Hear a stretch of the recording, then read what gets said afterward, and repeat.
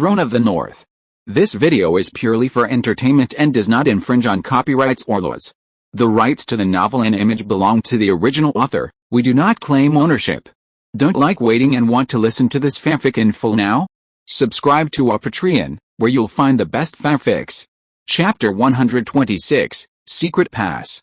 Oh, what unfortunate news, Ryan said with emotion on his warhorse in the wilderness. Baron Malik, Ryan was not very familiar with him before, but in recent days, because of the frequent messages conveyed by the Flying Wolf Cavalry, he also had a simple understanding of the Baron. It is comparable to two Hattons. In terms of enjoyment, this Baron Malik is better, and in terms of exploiting slaves and civilians, this Baron is also better. In his territory, the ratio of civilians to slaves reached an astonishing 1-9. Captain Luke was silent beside him. He could see now that the Frozen Earth Baron had never thought about saving Baron Malik's territory. Ryan set his sights on the captain's mount. The wolf was a powerful beast. Even after becoming a magical beast, it was still the best among them, but there were never many wolves that could be used as mounts. Luke, how did Earl Winter train you unicorns? I heard that Earl Weiss has a plane world. Doesn't Earl Winter have such a world? Ryan's words made Luke tense up for a moment, but such an action had already given Ryan the answer.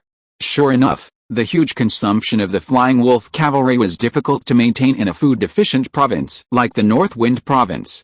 Either Earl Winter was very rich, or he had his own unique source of food. It's just that the dead world fell into an eternal winter. How did Earl Winter produce food in such a world? Ryan thought of the Countess. There are many extraordinary means in this world, and it may not be impossible to do it. On the third day, Ryan's army entered Tishan County. After crossing the river winding between the mountains, the temperature in the air became a little dry. It is said that this is because there are a lot of mineral veins under the ground of Tishan County. What surprised Ryan was that the only Viscount of Tishan County, Viscount Walter, actually personally brought more than 200 soldiers and 7 or 8 nobles to greet them here. It seems that they really don't have an elite army. Baron Ryan from the Frozen Territory, Tishan County welcomes you. Walter looked at Ryan's young face and still felt a little incredible. The two Viscount families of Lingdu County were defeated by this young man. Viscount Walter, may the gods protect your health. Ryan smiled, and then walked side by side with Viscount Walter at the forefront of the army. Ryan, Baron Malik's territory has been occupied by Viscount Hogg's army. Unfortunately, that was originally where we were prepared to deal with Viscount Hogg and Count Weiss's army. Baron Malik's castle is the most solid line of defense, Viscount Walter said regretfully, but in fact he was dissatisfied with Ryan's slowness. That's a pity. I hope Viscount Hogg's army won't go any deeper. Ryan seemed not to understand what he meant, and continued to ask, My Lord Viscount, I wonder if Count Weiss's army has appeared in Iron Mountain County. Viscount Walter looked a little angry and clenched his fists. The Earl's army is behind Viscount Hogg's army. We once tried to cut off Viscount Hogg's army's supply and occupy the canyon, but we were ambushed by the Earl's army. Ryan looked at the Viscount and thought to himself, perhaps this is the reason why the last elite army in Iron Mountain County disappeared. They risked everything, but they didn't expect to fail again. It seems that this Viscount Hogg is more powerful than we thought. Hearing Ryan's words, Viscount Walter had to admit that they had failed too many times in front of Viscount Hogg. Now Viscount Hogg's army is approaching Baron Freeman's territory. Our army is all there. I hope you, Ryan, can defeat Viscount Hogg and take back our territory. Of course, another day passed, and Ryan appeared in Baron Freeman's territory with an army of more than 10,000 people. Looking at the winding hills in front of him, Ryan also understood why Tishan County, which did not have many troops, was so difficult to fight. What is Viscount Hogg's most powerful? It is his Knight Cavalry army of up to 1,000 people, but here, the cavalry is difficult to play a role, and the cavalry can only dismount and fight. Baron Freeman's territory is located on such a highest hill, with gentle slopes on all sides, and in some valleys, there are cultivated fields. Tishan County is more dependent on food purchased from the outside world than Lingdu County, but many times they are obtained by trading. After all, there are a lot of iron ore here. In Baron Freeman's castle, Ryan not only saw the Baron, but also saw a middle-aged man who was full of malice towards him. Baron Malik, he guessed so in his heart. After all, only this man had reason to glare at him. Ryan, why is your army coming so slowly? My territory, my slaves, We're all taken away by the damn Viscount Hog. It's all your fault. Baron Malik scolded Ryan. He was extremely angry. His wealth and territory were occupied. For a noble, this was an insult to honor. Ryan ignored him and asked Baron Freeman, Viscount Hog's army is coming from the south. I need your map here. Baron Freeman hadn't spoken yet. Baron Malik finally became furious. Ryan, looking at the man-eating Baron Malik, Ryan turned his head away. Mr. Malik, do you have any questions? My territory okay. No need to say it. You also said that it is your territory, not mine. Ryan looked at him and said calmly, so, why should I let my soldiers die for your territory? Baron Malik's words were stuck in his throat, and his face flushed as he looked at Ryan. His chest was filled with anger. Fortunately, Baron Freeman grabbed this guy who was like a barrel of explosives. Indeed, just as Ryan said, Baron Freeman reacted. Now it was his territory that was threatened, and his relationship with Baron Malik was not that good. He also needed Ryan's army to help him defend his territory. Malik, calm down first. Ryan, I will send you the map. Half an hour later, Ryan saw the appearance of Baron Freeman's territory. On the map, Baron Freeman's territory was a land composed of small hills. There was a distance of several hundred meters between almost every two small hills. There were also roads in between, but there were only 3 or 5. The roads leading to the farmland and a main road represented the connection between the Baron's territory and other distant territories. In Tishan County, road construction was almost all based on the accumulation of trampling. Even so, there were still many wild beasts around the roads. In the winter, Tishan County was warmer than other places, which led to the willingness of wild beasts to come here to live. After looking at the map for a long time, Ryan understood one thing. Baron Freeman's territory might be invaded, but Baron Freeman's wealth would probably not be in any big trouble. If Viscount Hog is not stupid, he will definitely not stare at the low and high hills in all directions. If he wants to occupy the castle here, the price he will pay will be unimaginable. Suddenly, Ryan came to his senses and asked Baron Freeman, are the remaining troops of Iron Mountain County here? Baron Freeman was stunned for a moment, then nodded. The slave army formed by the nobles, more than 2,000 people are in the valley in the south. This is the only army that Iron Mountain County can form now. Ryan was about to say something, and the shadow of the flying wolf cavalry in the sky outside was getting bigger and bigger. Captain Luke, who was full of fear and anxiety, shouted at the same time when he came to Baron Freeman's castle. Baron Ryan, it's not good. Viscount Hog and his army have appeared in Viscount Walter's territory. Chapter 127 Outbreak. As the only Viscount noble in Iron Mountain County and a loyal supporter of Earl Winter, governor of Northwind Province, Viscount Walter owns a vast territory in Iron Mountain County. These territories are different from those of Baron Freeman. He occupies almost half of the plains in Iron Mountain County, which is suitable for farming.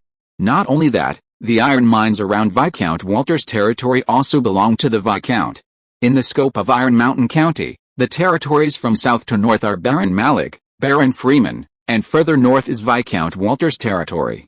The territories of the 3 nobles stand in a long straight line. No one expected that after Viscount Hog's army occupied Baron Malik's territory, they intuitively crossed Baron Freeman's territory and attacked Viscount Walter. But this is the best command. Baron Freeman's territory is located on the hills. The hills make Viscount Hog's army unable to bear such physical consumption, and this place is easy to defend and difficult to attack. It can be seen that the ancestors of Baron Freeman's family are still very visionary. But how did he get there? Ryan asked. Although there are even larger wastelands around the roads outside the territory, Ryan does not believe that in this era, ordinary armies can march in the wilderness. The beasts and insects alone can wipe out those armies. He came from the north with his army, while Viscount Hog's army went north from the south. The two sides did not encounter each other on the only road. Hearing Ryan's words, Baron Freeman was also full of shock and disbelief, but soon, cold sweat broke out on his face. It's the mine. Viscount Walter's territory has the best land in Tishan County. Large tracts of plains can be reclaimed into enviable farmland, and on all sides of the plains, there are surrounding mountains, in which there are a lot of iron mines. Before the Empire occupied the Northwind Province, there were many nobles here. They mined iron ore as their only source of income and traded with the Empire. When the Empire occupied this place and Viscount Walter's territory was divided into Tishan County, they mined a lot of iron ore for trading with the southern part of the Empire and sending it to the Earldom of Winter, This led to the connection of some mines in the southern part of Viscount Walter's territory. These mines can be opened up, and it is possible to penetrate a mountain, and the most critical reason why Viscount Hogg defeated the army on the defense line of Baron Malik's castle was that a great mage who mastered earth magic appeared beside him. He used the ground to raise the earth wall to isolate the army on both sides of the defense line. When our mage group broke the earth wall, Viscount Hogg's cavalry had already rushed to the front. After listening to this, Ryan also felt speechless. But at the same time, he was also alert. He must not forget that there is extraordinary power in this world. So, it was that great mage who opened up the mines that could have been connected, allowing Viscount Hogg's army to pass through the mountains right under our noses and appear behind us. Ryan was helpless. He had just come here from Viscount Walter's territory, but now he had to go back. Is Viscount Walter's territory supposed to be able to hold on? Viscount Walter was standing on his castle at this moment, like an ant on a hot pot. Tishan County, because of the large number of mountains and hills, has no decent city. Even the only Earth city is not here, but at the westernmost part of Tishan County, near Lion County. After all, according to the geographical location, Tishan County is also at the easternmost part of Bifang Province. Beyond that are uninhabited mountains. Going west is closer to the center of the province. Viscount Walter, who owns this good land, certainly can't give up here, so he has always stayed in his own territory. At this moment, he looked at the black army outside, couldn't help suffocating, and his face was bloodless. How could they appear here? For Viscount Walter, he was not so panicked, because the nobles in the south were the natural defense line of his territory. But he could not understand why Viscount Hogg's army would surround his castle today. However, someone reminded him of the truth. It should be that the mine tunnel in the south was opened, and Viscount Hogg found a way to cross the avenue and Baron Freeman's territory. Has Knight Luke returned? How long will it take for Baron Frozen's army to come back to support us? Viscount Walter lost his previous composure at this moment, because he knew very well that there were not many troops in his castle. 200 soldiers were his only military means, and several magicians and a dozen silver knights were the few high-end combat forces. This should not be normal for a Viscount of Tishan County, whose wealth value exceeded that of Lingdu County, but this was all Viscount Walter had. At the same time, his castle was not built in a place that was easy to defend but difficult to attack, but in the center of this plain. Every morning when he got up, Viscount Walter could see the thriving fertile fields and golden wheat outside from his castle, and his heart was filled with a great sense of accomplishment. But now such a terrain makes it difficult for Viscount Walter to feel safe. He has summoned all the slaves and civilians in the village outside to the castle, and placed them on the edge of the castle, ready to resist the attacking enemies at any time. But Viscount Hogg did not attack at the first time, but dug pits and built defense lines on the road in the south. He was defending against Ryan's army returning from Baron Freeman in the south. As long as we occupy Viscount Walter's territory, then the reinforcements from Lingdu County will be caught in our pincer attack. Even if we do nothing, they will starve to death. Viscount Hogg turned his head and looked at the only road between the two peaks, and then sent people to Viscount Walter's castle. Viscount Walter is a loyal supporter of the Earl of Winter's family, but it does not mean absolute. The interests of the nobles are paramount, and Viscount Walter may not be unable to become a friend of Earl Weiss. The answer is of course no. Viscount Walter could not abandon the honor and covenant of his family and surrender so easily. So, on this sunny day, Viscount Hogg's army launched an attack. On the land between the cultivated fields, the army was like a long line of ants marching towards the castle in front. Even in the war, these soldiers did not dare to destroy the wheat that should have been harvested here. After all, they were also serfs, soldiers composed of farmers. There is no army in Viscount Walter's castle. Today we will capture his territory. Viscount Hogg roared at the back of the battlefield on his warhorse. And the soldiers in front of him could only grit their teeth and keep rushing forward. It is impossible to capture a castle in one day, but under the crazy attack of thousands of soldiers, the soldiers in the castle who were converted from serfs or miners were also exhausted. Their physical fitness was too poor, and after a life and death crisis, they were very hungry and extremely tired. As a last resort, Viscount Walter could only take out a large amount of food to replenish these people's physical and mental exhaustion, which also led to these people sleeping deeper than anyone else that night. Chapter 128 The Mine Digged Through. Fortunately, nothing happened overnight. Both sides did not dare to start a war in the dark night. How many people did we die? The next morning, Viscount Walter, who had not slept much because of his nervousness, asked his knight. My lord Viscount, we have lost 120 slaves and 7 soldiers in yesterday's war, and more than 30 people were injured and could not continue to fight. Hearing this number, Viscount Walter almost fainted. Because the county seat of Tishan County is on the westernmost border, there is only one village in his own territory. The civilians and slaves in the village are all helping him to farm and mine iron ore. There are less than 1,000 people. Together with the population of the castle itself, there are only about 1,300 to 1,400 people. As a result, they lost 10% yesterday?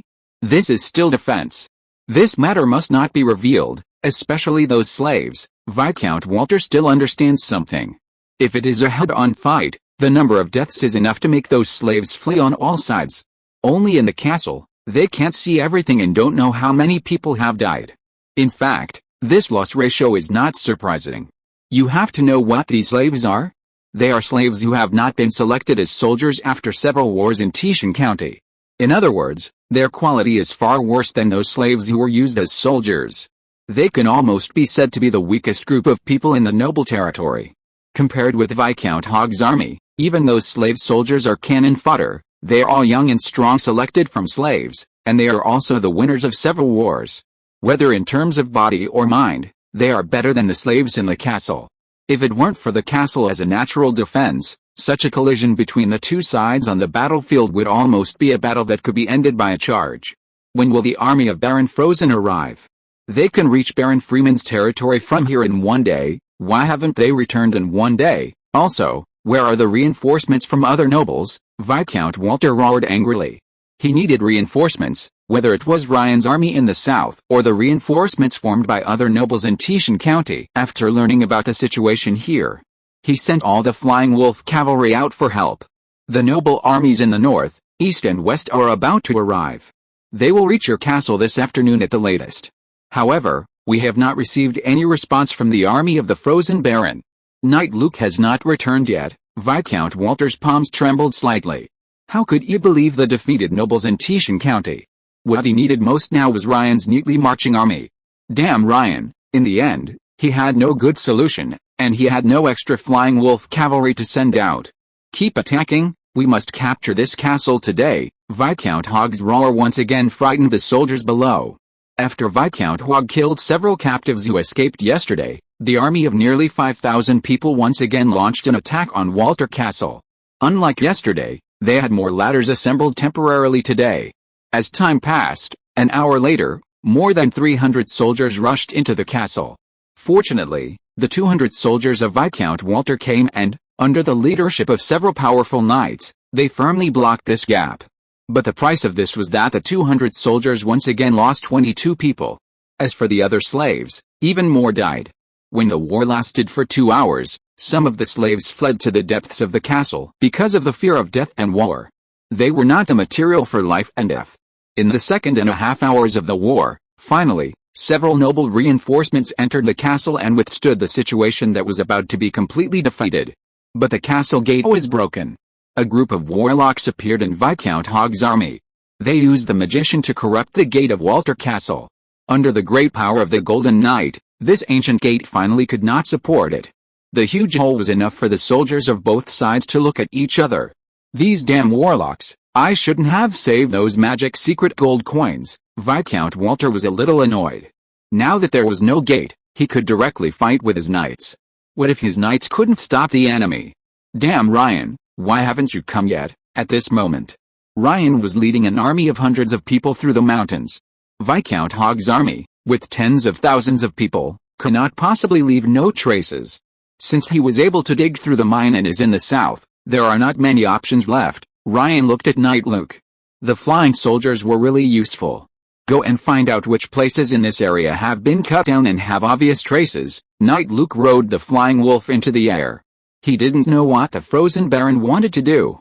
From the perspective of the sky, Knight Luke quickly caught a clear road. It was particularly conspicuous in the wild mountains and ridges. Not to mention that the trees were cut down, even the weeds were trampled cleanly. Looking from top to bottom, it was a clear road. Found it, Knight Luke returned to Ryan's team, and soon, Ryan saw the muddy road formed by thousands of people trampling. At the end of the road was a bare and desolate mountain wall, and there was no cave anywhere. "The great mage next to Viscount Hug is very talented," Ryan said, and Brand beside him rushed towards the stone wall in front of him. The next moment, the terrifying power attached to the shield, and the collision with the stone wall made a deafening sound. The empty mountains all made a cry at this moment, and the next moment the stone wall in front of them was broken, as if it was hit by a ferocious beast. The flying stones scattered, revealing a dark hole in it, and some chaotic and frightened voices came from the darkness. "Who is it? It seems that Viscount Hug still knows the importance of this passage." Ryan took a few steps back and waved his hand. The soldiers behind him rushed forward. Soon, 20 or 30 soldiers who were tied up tightly were brought in front of Ryan. "Are you knights under Viscount Hug?" Ryan asked. These knights were somewhat afraid of Ryan, but they were still calm. The leader said, "We are the squires of the Viscount. Are you here to guard this passage?" Yes. What's there to guard?" Ryan waved his hand, and the soldiers who controlled them led the group of people to the middle of the team. Being watched by hundreds of people, they could not escape. However, when the last soldier walked past Ryan suddenly made a move and grabbed the other's shoulder with great force. While the soldier was still shocked that the noble in front of him had such great power, Ryan's voice had already fallen into his ears. "Besides you, are there other people here?" His words made the soldier's face change. Although he pretended to be calm the next moment, the changes in his body at that moment were still controlled by Ryan. Ryan waved his hand, and screams came from behind him. If you're listening to this novel on a channel other than Fanfic World, it means they downloaded and uploaded it without effort. We cordially invite you to visit our channel, Mundo Fanfic Novelis. There you'll find the original version of this story, and you can explore many other novels of various genres. We're waiting for you to immerse yourself in a world of incredible novels. Chapter 129 Magic Materials. Reinforcements finally arrived. It didn't take long for Ryan to get all the information. There were not only the 20 or so of them as scouts, but also the worshipper in Viscount Hug's territory, the great mage who was good at earth magic. Although the mine was hollowed out and there were many mines, many of them were abandoned. It was not an easy task to use the mines to create a complete passage through the mountain, especially for a great mage. In short, after doing all that, the great mage was exhausted, so he stayed at the edge of the entrance to rest. An hour later, Ryan's most elite 2,000 soldiers arrived here, and then Brand took the lead and rushed into the mine with the army. What a damn mine! The mine could only accommodate 5 people at most, and as the sparse torches lit up the darkness, Brand could also see the movement in the mine. Where is the great mage? Several soldiers were thrown out, with obvious bloody wounds on their bodies. They fearfully led the way and finally came to a fork in the road. There was a clear mark on the left, which was where Viscount Hug's army had passed, and it was the direction leading directly to Viscount Walter's territory. The passage on the right was obviously brighter. Seeing that the soldiers stopped moving forward, Brand held a long sword and stretched out his hand to follow more than 30 Brand's knights and 2 silver knights from the 2 Viscount families of Lingdu County and walked towards the mine with great vigilance. The mine was still getting brighter without the illumination of torches. In the end, the glowing crystals exposed on the walls of the mine made the entire field of vision extremely empty. This is some kind of magic material. Brand reached out and touched the emerald green crystal, feeling the gentle energy in it, and was a little amazed. No wonder the magician chose to recover in such a place. The mine was not deep, only about 100 meters. When Ryan and the others reached the end, the great mage's keenness also discovered them. "Didn't I tell you not to disturb me?" Feliciano was a little frightened when he saw the dozens of powerful knights suddenly appearing in front of him. The next moment, he picked up the magic wand beside him and was about to cast a spell. However, he was too close to these knights at this moment. In a hurry, he could only gather a dozen stones as big as heads around him in 1 or 2 seconds at most and smash them at the crowd. This level was not enough to cause trouble to Brand and others. Before they came, they knew that the most important thing when encountering a magician was to get close to him. Charge! Brand took the lead, and the boiling blood and ki directly smashed the stones that hid him. Before the opponent's second spell was formed, he kicked the opponent's chest. Bang! Feliciano flew backwards and hit the wall heavily. Blood flowed from his back. Obviously, he was seriously injured by the sudden impact. The knights behind him also rushed out and tied up Feliciano, especially his hands. Every finger was tied again, The magic ring and pendant were taken off, and his mouth was blocked tightly. Broken a bone, finally, a knight said to Brand. This move was really ruthless. Everyone knows that most magicians are physically fragile and it is difficult to block a round against the knight's charge, but Brand did not hold back at all. A few minutes later, Ryan looked at Feliciano, who was gradually waking up in front of him. Watching him whimpering and struggling, and reached out to take out a linen stuffed in his mouth. You damn knights, how can you treat a noble magician like this, Mr. Magician, can you be quiet? Ryan pressed his palm on the other's chest. The intense pain made Feliciano pale. He closed his mouth and kept looking at his waist. Obviously, there was nothing there. At this time, Brand next to him brought a bottle. Holy healing potion, a product of the church, the best healing potion in the world. Broken bones are not a big deal. Ryan shook the potion in his hand, and then continued, Mr. Mage, for your health, it seems that you should cooperate with me. So, this magic material is called emerald crystal. Ryan played with the emerald green crystal in his hand.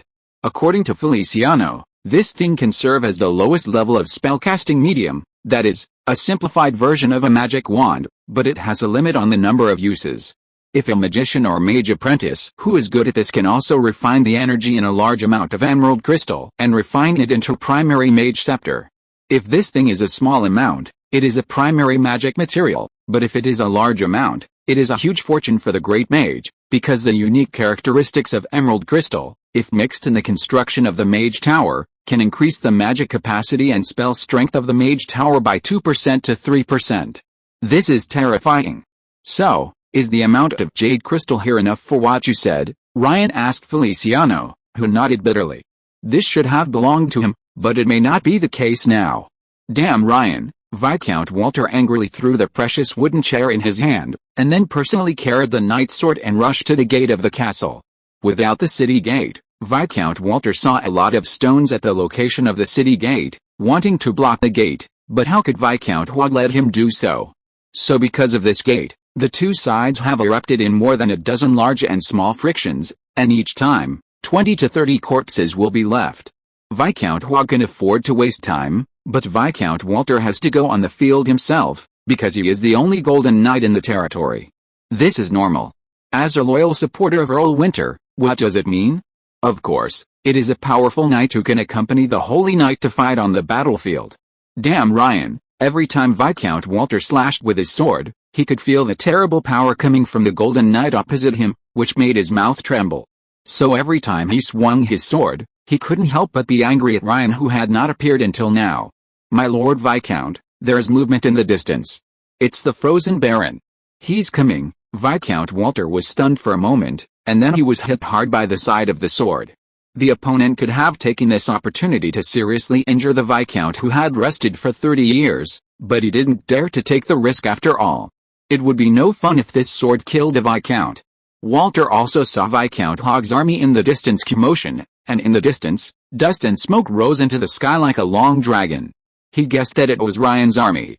Ho ha, Ryan, my friend, reinforcements are coming, we have won. Viscount Walter was not seriously injured.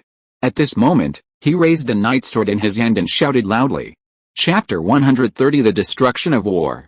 On the open field, Ryan, riding on a warhorse, looked up at the golden wheat fields and couldn't help but breathe in the fragrance of the grain intoxicatedly. Behind him, 2,000 elite soldiers stood in neat and solemn rows behind him, making Viscount Hogg in the distance look extremely solemn. Baron Ryan, I still underestimated you. He didn't pay much attention to the Frozen Baron, who had fought 2 wars in Lingdu County that could be praised. He just took a steady approach based on his military accomplishments. But now, he still miscalculated.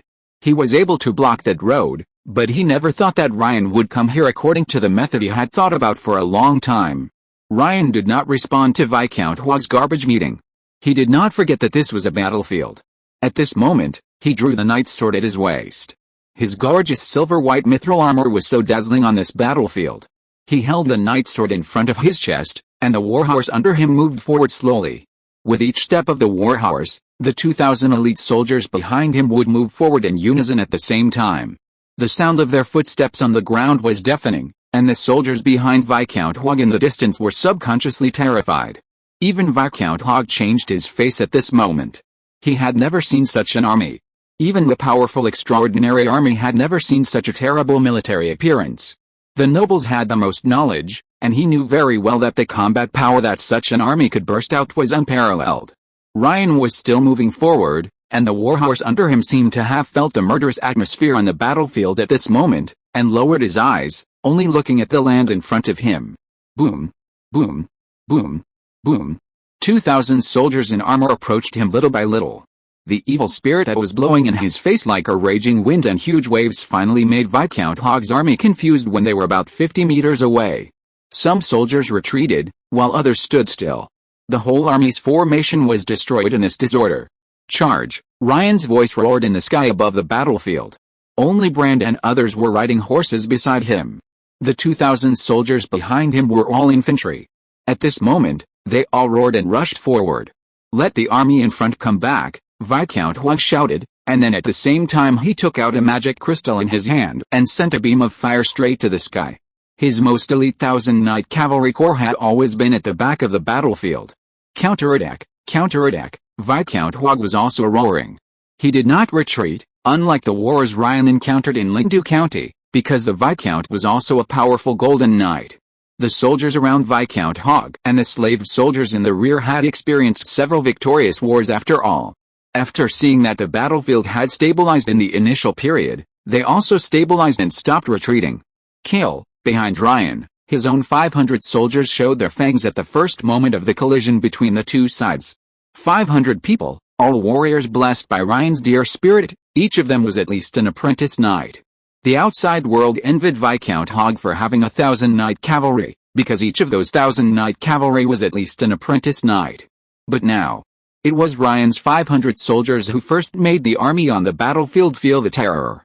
Gastro was one of them. He was once a slave, the slave of Count Weiss. He was captured in the war in Lindu County and became the slave of Baron Ryan. Later, Baron Ryan turned him into his own soldier and pardoned his slave status. From that moment on, Gastro felt that he was free, but in fact it was far from that. In the subsequent wars, his performance won the recognition of the Lord. At the foot of the mountain in the frozen land, he was blessed with a sacred and shocking blessing. He was not just a soldier, but a squire who swore allegiance to Baron Ryan. Everything about him changed. He had his own house in the frozen land, and he was also assigned women. He himself became a noble knight. In less than a month, he went from a slave to a knight. Such a shocking change made his loyalty to Ryan reach its peak, and he swore in his heart that he would let Master Ryan win every war. Especially when facing Earl Weiss, he didn't want to lose again. He didn't want to go back to the past and become a slave. As a knight squire, he certainly knew the enemy that Master Ryan faced in this war. He didn't know whether the nobleman who fought with a powerful knight brand in this war was Earl Weiss at this moment, but he knew that the other party was an enemy. Then, in his eyes, this was equivalent to the army of Earl Weiss. We must win, Gastro roared, the surging blood in his body made his strength surge. It seemed as if there was a stag roaring at the sky in the depths of his pupils. The metal spear in his hand flew out at this moment and directly penetrated the two soldiers in front of him. The opponent's strength was much smaller than his. Under this huge force, Gastro rushed out like a violent beast, knocked down several soldiers, and then turned over and pulled out his spear.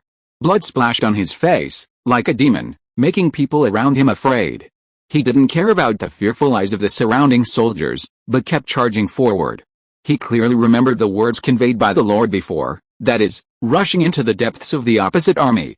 Only in this way, they would not have to face the huge number of terrible cavalry on the other side. Unless the cavalry on the opposite side killed their own soldiers. As long as they and the opposite army were in chaos on the battlefield, the cavalry on the other side would lose the power to charge. As for the retreat, at this moment, including Gastro, the 500 knight attendants who had received the blessing of the dear spirit had no intention of retreating. They now had only one goal. That was to charge. Kill. His companions made Gastro understand that he was not the only powerful warrior under the Lord's command. There were many soldiers like him. Viscount Hogg's army was roughly divided into 3 parts. The most elite were undoubtedly the 1,000 knights and cavalrymen that Viscount Hogg had spent countless gold coins and resources to train. This was his lifeblood. In addition, there were ordinary soldiers, and the number was only about 1,000. For Viscount Hogg, After having those 1,000 knights and cavalrymen, the rest of the ordinary soldiers would not be needed so much. He needed to tilt most of his resources on his future extraordinary legion. Then there was the cannon fodder, an army composed of slaves. Although these slave soldiers began to perform well after several victorious wars, they were still slaves after all.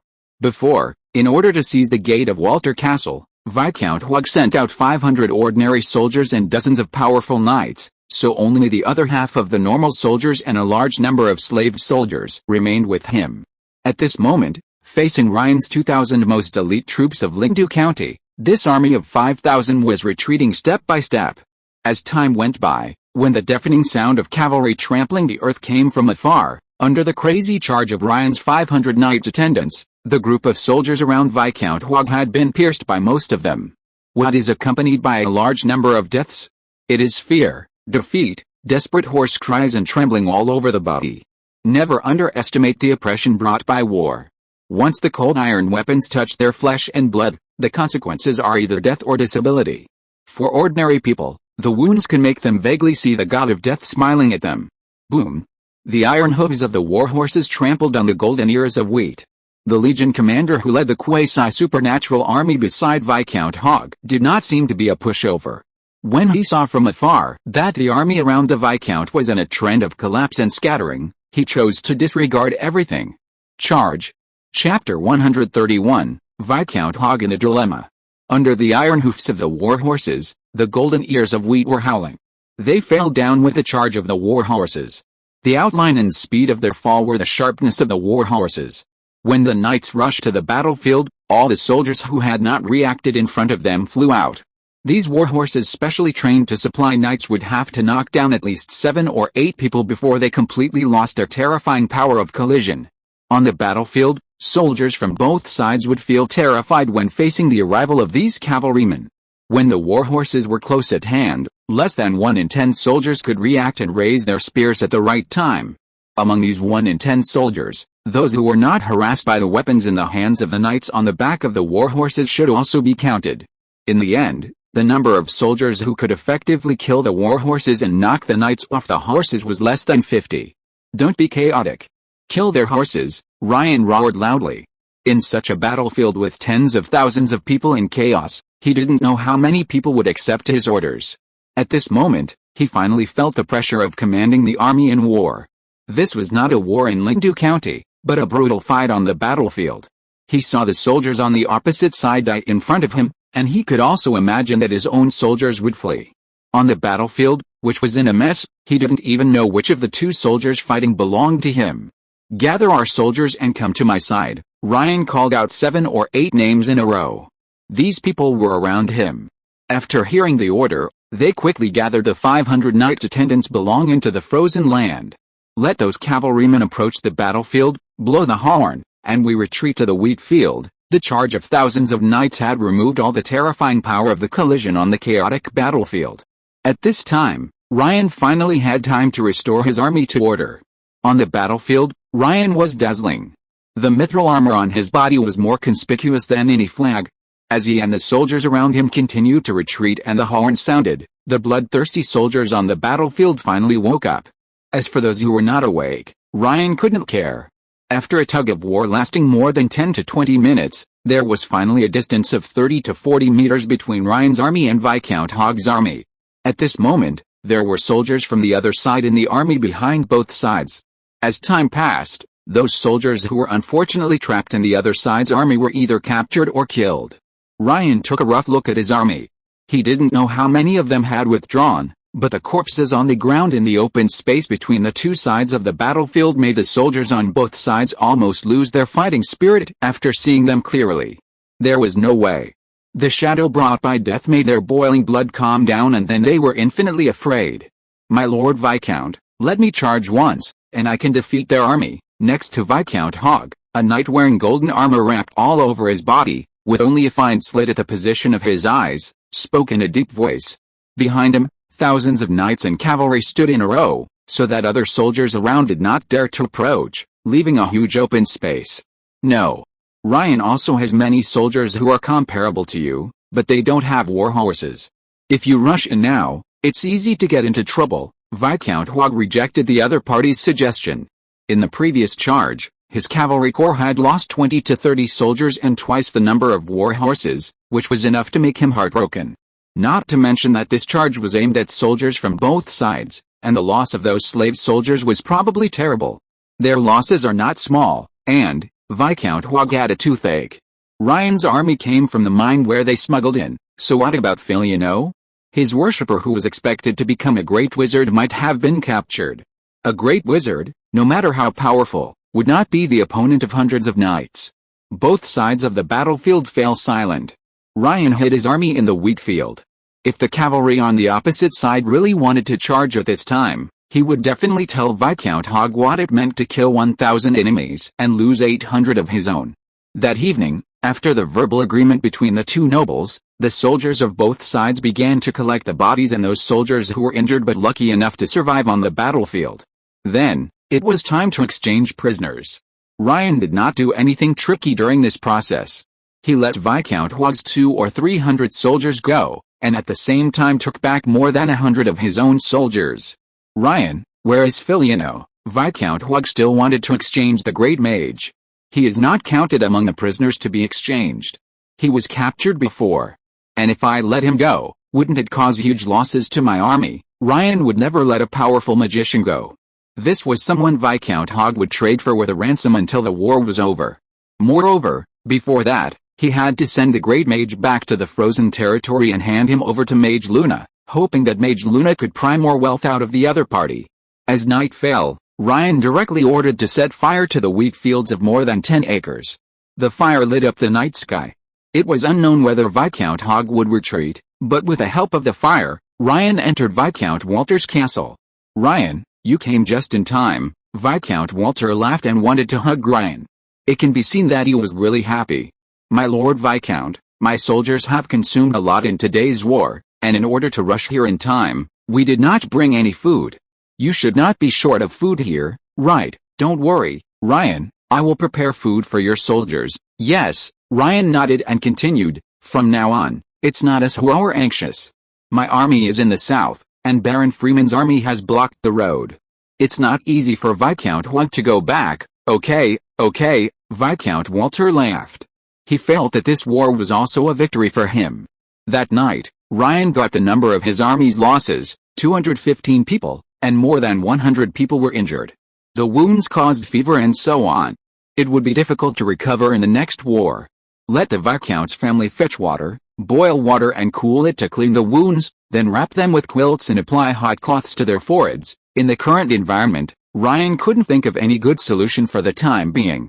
The brutal war caused a huge number of deaths, but Ryan believed that the number of deaths in Viscount Hogg's army would be even more terrible. Early the next morning, many people in Ryan's army were still snoring. The life and death war in the full food at night made their muscles soft. Of course, this was also within Ryan's expectations. He had taken advantage of the night to help Viscount Walter block the castle gate with stones. Viscount Hogg would not be willing to attack a strong castle with more than 2,000 soldiers defending it. Sure enough, when Ryan stood on the castle and looked into the distance, Viscount Hogg's army did not gather. He is hesitating, obviously, after knowing the damage in yesterday's battle. Viscount Hogg didn't know whether he should attack Viscount Walter's castle. Regardless of success or failure, the result would be heavy casualties, and he might even have to send his cavalry to dismount and attack his infantry. This was obviously impossible. Chapter 132 Cruel and Resolute. Viscount Hogg had originally wanted to capture Viscount Walter's castle and then sandwich Ryan's army in the middle, but now the situation was reversed and his army was sandwiched. If there are enemies in front and behind, we can't fight with armies from two directions at the same time. Any noble who has participated in a war knows how serious the situation is if the enemy is around the rear and there are enemies in front. At this moment, Viscount Hogg is like this. He knows that he should retreat. For the entire Yinchuan County, the loss of this war is not too great. He is steady and can make the nobles of Tishan County compromise little by little. After all, this is a war between nobles. When the war seriously affects the interests of the nobles, the war will end. In many cases, there is no need to really press the soldiers in front of the opponent. Now there are two roads in front of him. One is to retreat directly from the main road, But the back is blocked by the army brought by Ryan from Lindu County and the army formed by the nobles of Tishan County. The second is to return by the original route. Ryan, standing in front of the mine, looking at the collapsed mine in front, Viscount Hogg was furious. The way back was blocked by Ryan, and it was even possible that he used the magic power of his own great mage. My Lord Viscount, what should we do now? Several knights went to the location of the mine, and after returning, they said that they could not clear it out within 2 or 3 days. Now either continue to attack Viscount Walter's castle, or leave from the main road. In the end, Viscount Hogg, with a red face, still could not make up his mind to attack the Viscount's castle. It is not so easy to break through the fortress built by a Viscount family with decades of heritage, and the Frozen Baron is not a waste. Go from the main road. In this case, they will face the situation of being attacked from all sides, and it is very likely that the army will be wiped out in Tishan County because of a war. Baron Freeman was also paying attention to the movements in the north at this moment. It is convenient for the Flying Wolf cavalry to send messages. I didn't expect that Viscount Hogg's plan would fail after Baron Ryan appeared on the battlefield. After saying that, Baron Freeman looked at Harrington next to him. Knight, do you think Viscount Hogg's army will come to us from the avenue? He was a little excited, as if he was the one who made Viscount Hogg lose on the battlefield. It will definitely happen, Harrington replied. He was a little nervous. At this moment, the 5,000 or 6,000 soldiers behind him were all under his control. On the other side, Baron Malik was also a little excited.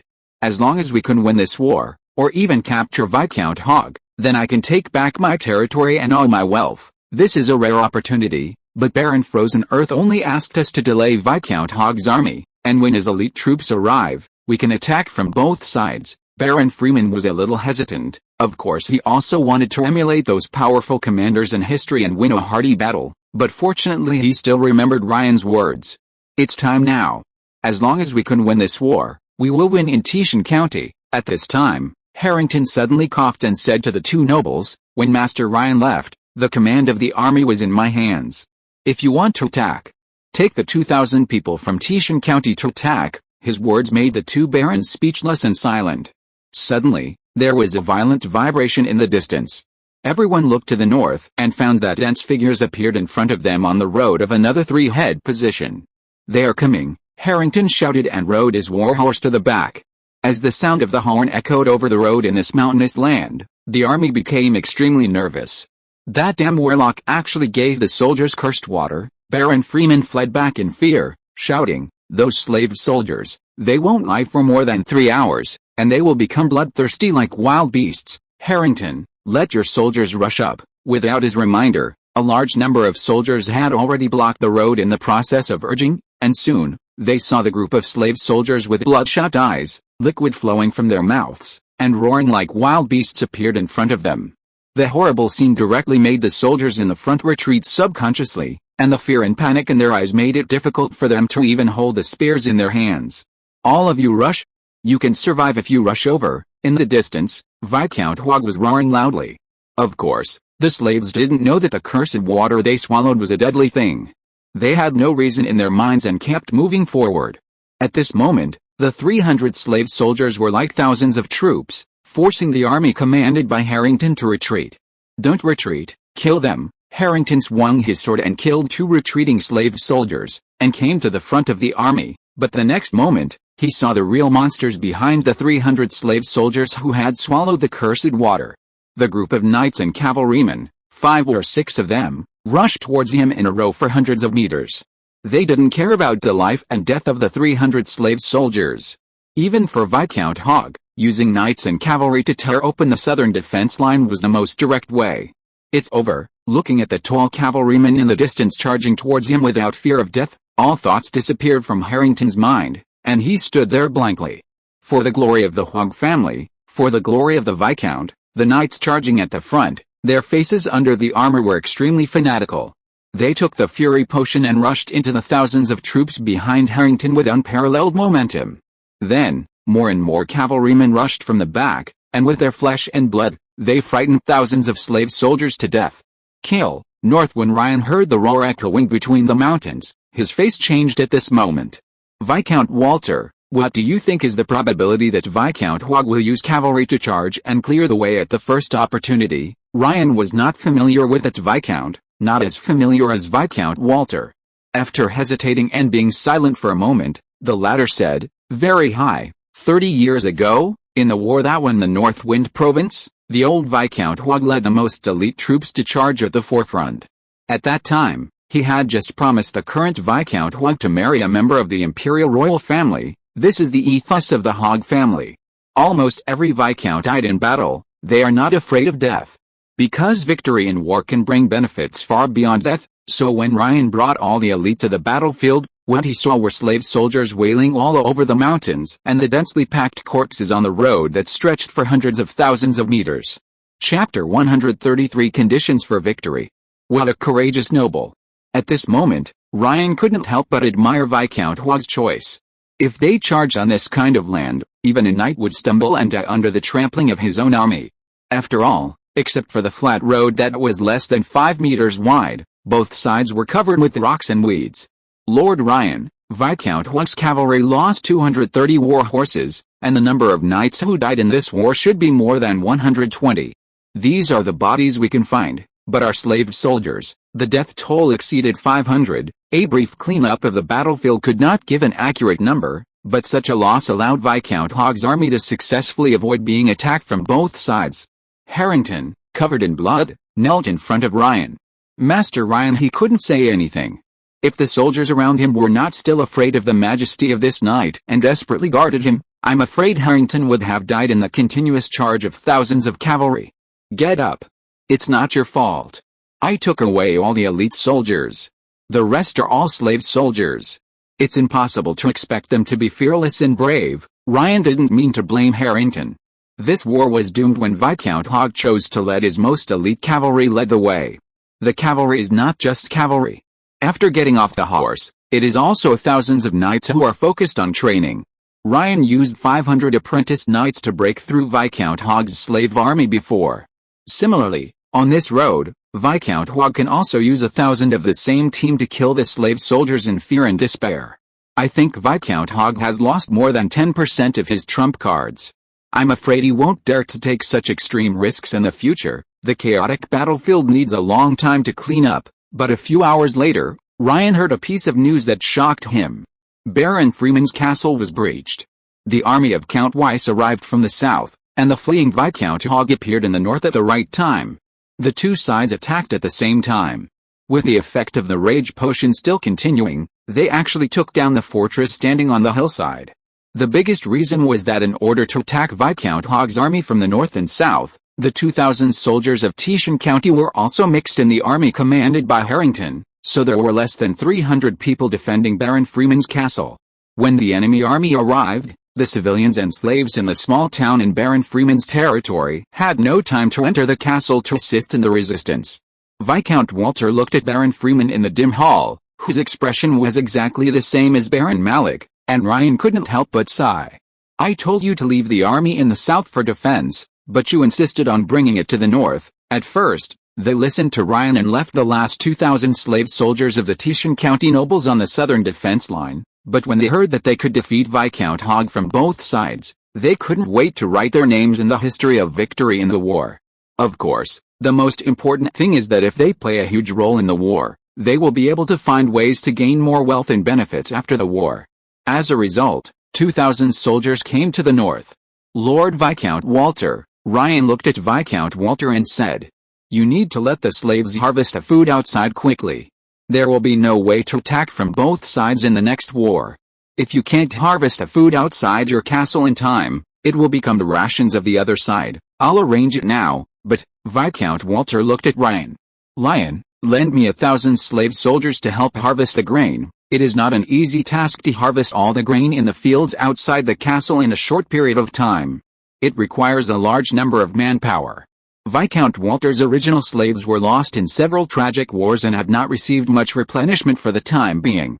"I will lend you 2,000 people, and you must be quick." Ryan did not mean to refuse. When those slave soldiers were not soldiers, they were serfs themselves. It was instinctive for them to produce and harvest crops. "Tell those slaves that these harvested grains are their rations in the next war." Don't think about hiding them. As a noble who exploited slaves, Viscount Walter also knew that every year during the harvest month, there would be slaves who were bold enough to hide some grain in their clothes in the hope that they would not be found. In the South, under the excellent morality and tradition of the nobles, Baron Freeman's family had been sent to Viscount Walter's territory to meet Baron Freeman. So the castle was temporarily without an owner, and Viscount Hogg lived there peacefully, along with Hector Weiss, the eldest son of the Count Weiss family. "My Lord Viscount, you look a little embarrassed." Hector looked at Viscount Hogg and asked with concern. As a future heir to the Earl, he now also had the momentum of a noble. "The Frozen Baron is as powerful as the rumors say, Hector. Don't underestimate our enemies," Viscount Hogg said. He didn't think the eldest son of the Earl in front of him was qualified to mock him. "My stupid brother lost to the Frozen Baron. Of course I won't underestimate him. It's just that your strength is beyond doubt, but you also suffered heavy losses." When entering the castle, Hector of course saw the situation of Viscount Hogg's elite troops, which could be said to have suffered heavy casualties. "Let's talk about the next war. How did you come here? How did the Count's war go?" At this time, Viscount Hogg was also very envious of Count Winter's Flying Wolf cavalry. Apart from anything else, they were unparalleled in transmitting information. "Father has entered Northwind County, but it's not going smoothly. Even the Thunder Giant can hardly destroy the power of Earl Winter on the battlefield. The wealth that the governor has earned in Northwind Province over the years is richer than we thought, so, if we can occupy Iron Mountain County, it will be very beneficial to this war. Don't worry about that. We are already invincible," Viscount Hogg said confidently. "In front of us, Viscount Walter's territory is a plain, and they no longer have cavalry. It is impossible for them to walk out of the castle and start a war with me. However, how many barbarians did you bring?" 450, Hector said, and his words were also extremely confident. "This is a real soldier of the Extraordinary Legion. Then it's enough to attack the castle. The nobles of Tishan County only have more than 1,000 slave troops left. Counting the Frozen Baron, we only need to make them lose at most 30% of their soldiers. And the nobles of Tishan County will surrender to us, otherwise their territory will not be able to complete the cultivation next year. War is never a fight to the death. There is no such war. Even if the nobles are willing, the soldiers will flee in fear in such a bloody fight. When the losses are large enough, it is over and negotiations can be started. In fact, if Viscount Walter of Tishan County and Earl Winter were not so deeply bound, there would be no war today.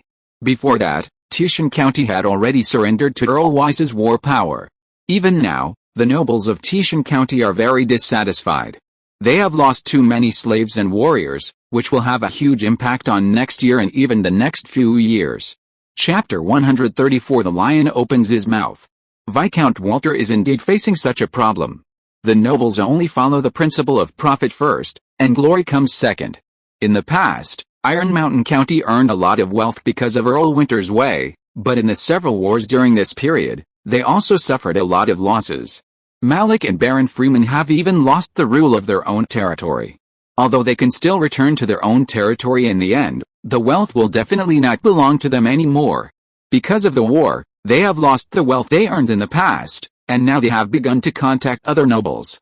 They need to end the war urgently. The reason why the nobles have not yet erupted in an open conflict is that they are still eager for victory in the war to help them regain their wealth. They have lost too much in the successive wars. If they cannot rely on victory in the war to get some back, it will be too difficult to accept. They want to end the war, but they also want wealth to return. This led to the scene that Ryan least wanted to see when the armies from the three counties confronted each other on the plain. They could only rely on the defense of the Viscount's castle, because outside was a wide plain, and only in the distance could they see the mountains hidden in the hazy fog. For Viscount Hogg, who had hundreds of cavalry in his hands, as long as the battlefield broke out on the plain, he would be invincible.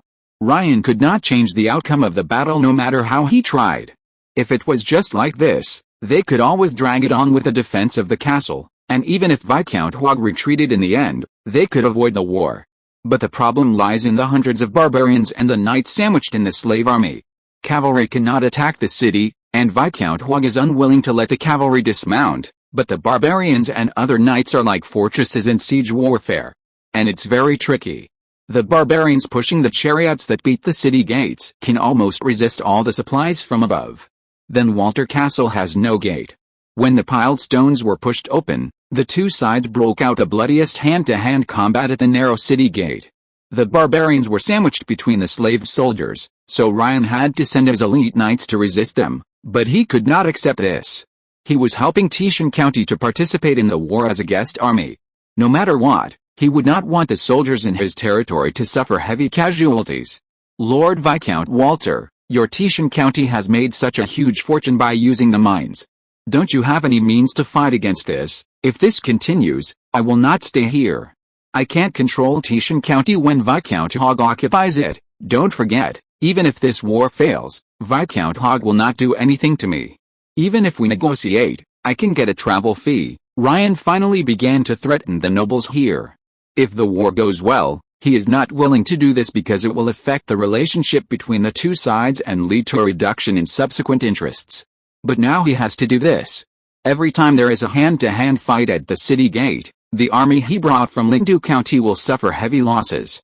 No noble could accept that his army had more than 30% casualties and still insisted on not withdrawing from the war. In such a war, Ryan was even unwilling to see the loss of more than 10% of the soldiers he brought. Ryan's words made many nobles panic. If Ryan left, Tishan County would have no power to resist Viscount Hogg's army. This was even more true for Viscount Walter. He was not only participating in the war as a noble of Tishan County, but also standing on the side of Earl Winter. Baron Ryan, you promised Earl Winter at the beginning that this is a war between our counties and Earl Weiss and Viscount Hogg, then wait until their army enters Lingdu County. Of course, we will do our best, but this is Tishan County, isn't it? With a verbal battle between the nobles on both sides, they finally returned to the table of compromise and interests. The nobles of Tishan County sold iron ore worth 100,000 gold coins to Lingdu County for 50,000 gold coins and the lowest price afterwards, in exchange for the continued stay of Ryan's army. If, at the end of the war, I can make the nobles of Tishan County negotiate with Viscount Hogg on an equal footing, and let his army withdraw from Tishan County, and the two sides will cease fire at the border again, what price are you willing to pay? After getting the promise, Ryan suddenly said this. According to the current situation of the war, they can only rely on the Viscount Castle for defense until the armies of Viscount Hogg and Count Weiss feel that they can no longer attack. That is, when one of the two sides can no longer withstand the consumption of the war. Viscount Hogg will of course retreat, but in that case, they will get nothing. The two baron families of Malik and Freeman even have to give Viscount Hogg a large sum of wealth to get back their territories in exchange for the right to return to their territories. In other words, in that case, neither side has completely won the war. Naturally, no huge benefits can be obtained. Ryan's words made the nobles of Tishan County raise their heads. Since you can win the war, why did you ask us for 50,000 gold coins before? Baron Malik shouted directly, and the other nobles also looked at Ryan. Ryan snorted coldly and stared at Baron Malik. Baron, do you think that my method is free of cost? It is even possible that my army will be wiped out. I am using all the troops of Lingdu County to help your Tishan County win the war. If I hadn't promised the nobles of Lingdu County enough benefits this time, they would definitely oppose me and even take back their own soldiers. I am taking a risk, using all the benefits of the war I won before. Do you think I shouldn't make conditions, or I will do nothing now and defend in this castle until their army retreats voluntarily? 50,000 gold coins can only bring this effect. But can you two barons take back everything in the territory with just a few gold coins? Viscount Walter spoke up. He needed a victorious war to maintain his prestige in Tishan County and to give an explanation to Earl Winter. What do you want, Baron Ryan? 50,000 sets of weapons forged in Tishan County, for me personally, and for the next 10 years, 90% of the market price, to start all kinds of trade with the nobles of Lingdu County. There are not many specialties in Tishan County, and I believe the nobles know what to trade. Aren't you asking for too much? Viscount Walter couldn't sit still. There was nothing special about the trade later, but 50,000 sets of weapons, including the most crudely made armor and a spear as a set? The value of this is huge. If it is sold to the south, at least 400,000 or 500,000 gold coins can be earned. I will buy it at cost price, and I believe that you need money after this war. 70,000 gold coins. I will buy 50,000 sets of weapons and armor personally. This is my condition. Chapter 135. Flame is the best weapon. The war has reached this point, whether it is Tishan County or Yinchuan County. It has reached the point where it is difficult to withdraw smoothly. They are like the stockholders who have been increasing their positions that Ryan has seen before. They have been firmly trapped by the war. The failure of the war will make their losses unimaginable. Only the victory of the war can make them make up for their losses. This is the case for both sides, so it is naturally difficult to withdraw at will. Except for outsiders who have nothing to do with this war. At least before the armies of the two counties appear in Lingdu County, they will not have much to do with Lingdu County. In the end, Tishan County had to agree to Ryan's conditions. So what can you do to win the war? 2 more days passed, and no matter which side the nobles were, they were a little impatient. The armies of Viscount Hogg and Hector were consuming food, and if they did not break through the castle, their losses would also be huge. This is even more true for Tishan County. Every day of siege makes them terrified. We must charge in tomorrow. I will send 200 knights. Viscount Hogg gritted his teeth. At the last moment, he couldn't help but increase his position, let his cavalry dismount and fight, and throw them into the meat grinder. We will definitely win tomorrow. Hector next to him also had a gloomy look in his eyes. His losses in just 2 or 3 days exceeded all the previous wars. With the arrival of a new day, the soldiers on both sides lost their initial enthusiasm, and their eyes were filled with fear of death and war. Only a small number of fanatics who pursued the glory of knights were still passionate. The surging army once again rushed to the front of the Viscount's castle. Without the passage of the city gate, it had already been stained with blood. As the two sides collided again, Ryan had already stood on the top of the castle with a group of strong knights, each holding 1 or 2 black barrels. Ryan, this is all the oil in my castle, and, can you really guarantee that my farmland will not be burned? Viscount Walter looked at Ryan with a pale face. Even at this moment, he was constantly persuading himself, otherwise he was really afraid that he would stop Ryan in an instant. No, you might even thank me, Ryan spoke calmly, then picked up the small oil barrel in his hand and threw it forward with all his strength. Throw them all. Ryan picked up another oil barrel and handed it to noble Viscount of the Golden Knight next to him. My Lord Viscount, are you here too? Bang! Viscount Hogg looked at a broken barrel that fell from the sky in front of him. The smell of the black liquid in it made him frown. The next moment, he saw Ryan on the castle in the distance, with his peripheral vision, drawing his bow and arrow, and the burning flames crossed the sky and fell to the ground. Is there a vast plain outside Viscount Walter's castle? No, it was the plowed field that had just been harvested. Due to the rush, too much straw and some of the grain that had not been harvested in time collapsed in it. Boom! The flames ignited the earth and illuminated the sky at this moment. At the same time, there were the panicked and uncontrolled sounds from the hundreds of war horses behind Viscount Hogg. Hi, hi, hi, the war horses kept retreating. No matter how much they were trained, they were still wild beasts. It was their instinct to fear the flames. Looking at the fire that was constantly burning in front of them and spreading because of the straw in the plowed field, the war horses were full of fear. Their cavalry is useless. At the castle gate, the soldiers who were originally defending suddenly withdrew from a large open space. Ryan, who was wearing mithril armor, and Viscount Walter, the Golden Knight, raised their knight swords in front of their left chests with both hands. Behind them, hundreds of powerful soldiers followed and charged towards the city gate. Victory belongs to us, glory to the bloodline, Ryan and Viscount Walter shouted, and the knight's long sword cut off the barbarian's giant axe. At the same time, flames and oil barrels fell from outside the castle, burning on the siege vehicle that was originally resisting the stone. The flames dripped with oil and water, causing the soldiers to retreat in fear. As they retreated, the soldiers led by the two nobles had completely occupied the position of the city gate. Ryan still overestimated the flammability of cooking oil at this time. The outside world was not a sea of fire as he thought, but the flames and smoke burning in hundreds of locations were enough to block Viscount Hogg's cavalry and confuse the morale of the enemy's army. Kill! The huge army launched an attack on the enemy. After urging several times, Viscount Hogg in the distance finally panicked when he saw that the warhorse under his knight was completely in a mess. Retreat, retreat quickly, where are the warlocks? Put out the fire for me, damn Furiano. At this moment, Viscount Hogg finally thought of his worshipper who mastered the magic of the earth again. If the other party was there, no matter how much the flames burned, they could not stop his cavalry. The huge battlefield became completely chaotic under the reflection of the blazing fire. Those warlocks were still casting spells, But they were warlocks, not real wizards, and their means of extinguishing fire were even scarcer. When most of the flames on the battlefield were extinguished, Viscount Hog's army had been completely defeated. At this time, it was unknown whether the cavalry would win if they charged again, but the seeds of his future extraordinary army would definitely suffer heavy losses. Just as Viscount Hog said, there was no absolute life and death in this war. Whoever's army could not bear the pressure of a large number of deaths first would fail. These ordinary slave armies had already reached their limits in the battles for several days. Today's fire burned out all the courage in their bodies. Viscount Hog, surrender, Ryan shouted loudly. Your army does not belong to you alone. The nobles of Yinchuan County cannot bear such losses. Similarly, you cannot bear it either. Ryan's words finally brought Viscount Hog back to reality.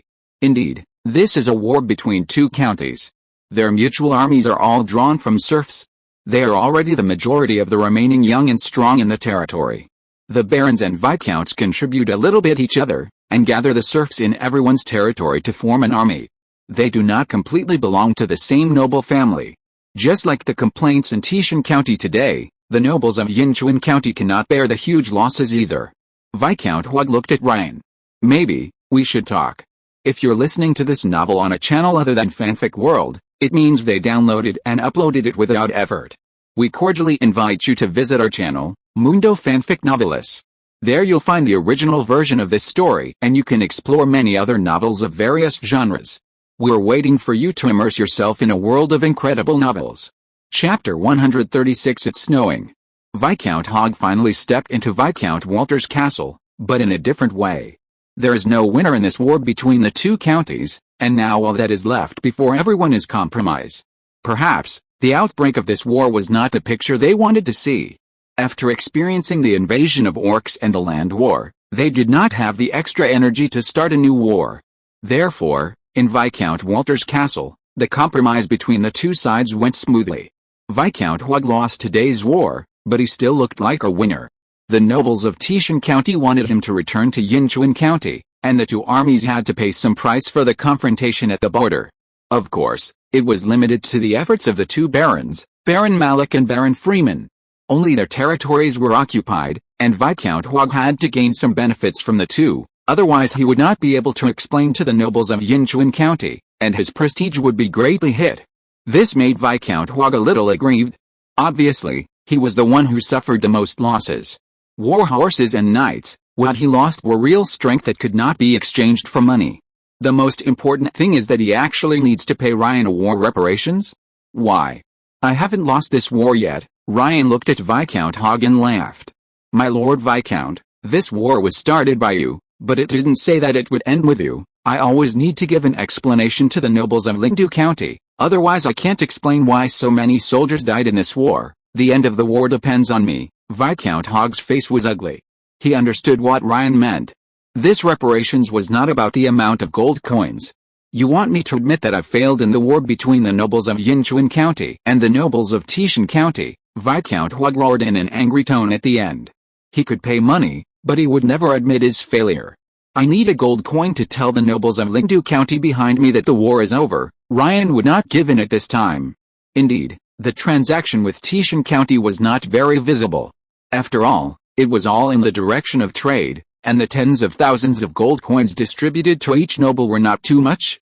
Since it is impossible to satisfy the nobles of Lingdu County in terms of monetary benefits, it can only be done in the direction of honor, letting the nobles of Lingdu County know that as long as they follow Baron Ryan, they will have countless benefits. This involves the improvement of Ryan's prestige in Lingdu County. The price is the decline of Viscount Hog's prestige in Yinchuan County. This is a confrontation between two nobles. Viscount Hog can agree to many conditions of the nobles of Tishan County, but at this moment, he has no intention of loosening his mouth. Ahem, Viscount Walter spoke. He knew that the atmosphere had become stiff at this time. Viscount Hog, and Baron Ryan, why don't you hold a banquet first? This matter can be discussed tomorrow. No noble will forget to enjoy. This seems to be their birthright. Even in the current situation, Viscount Walter can still take out a lot of exquisite food and beautiful maids to entertain the nobles of the three counties. The banquet was very lively. The nobles who were still shouting and killing during the day were able to talk to each other at night. The boiling laughter made people wonder if they were really relatives and friends.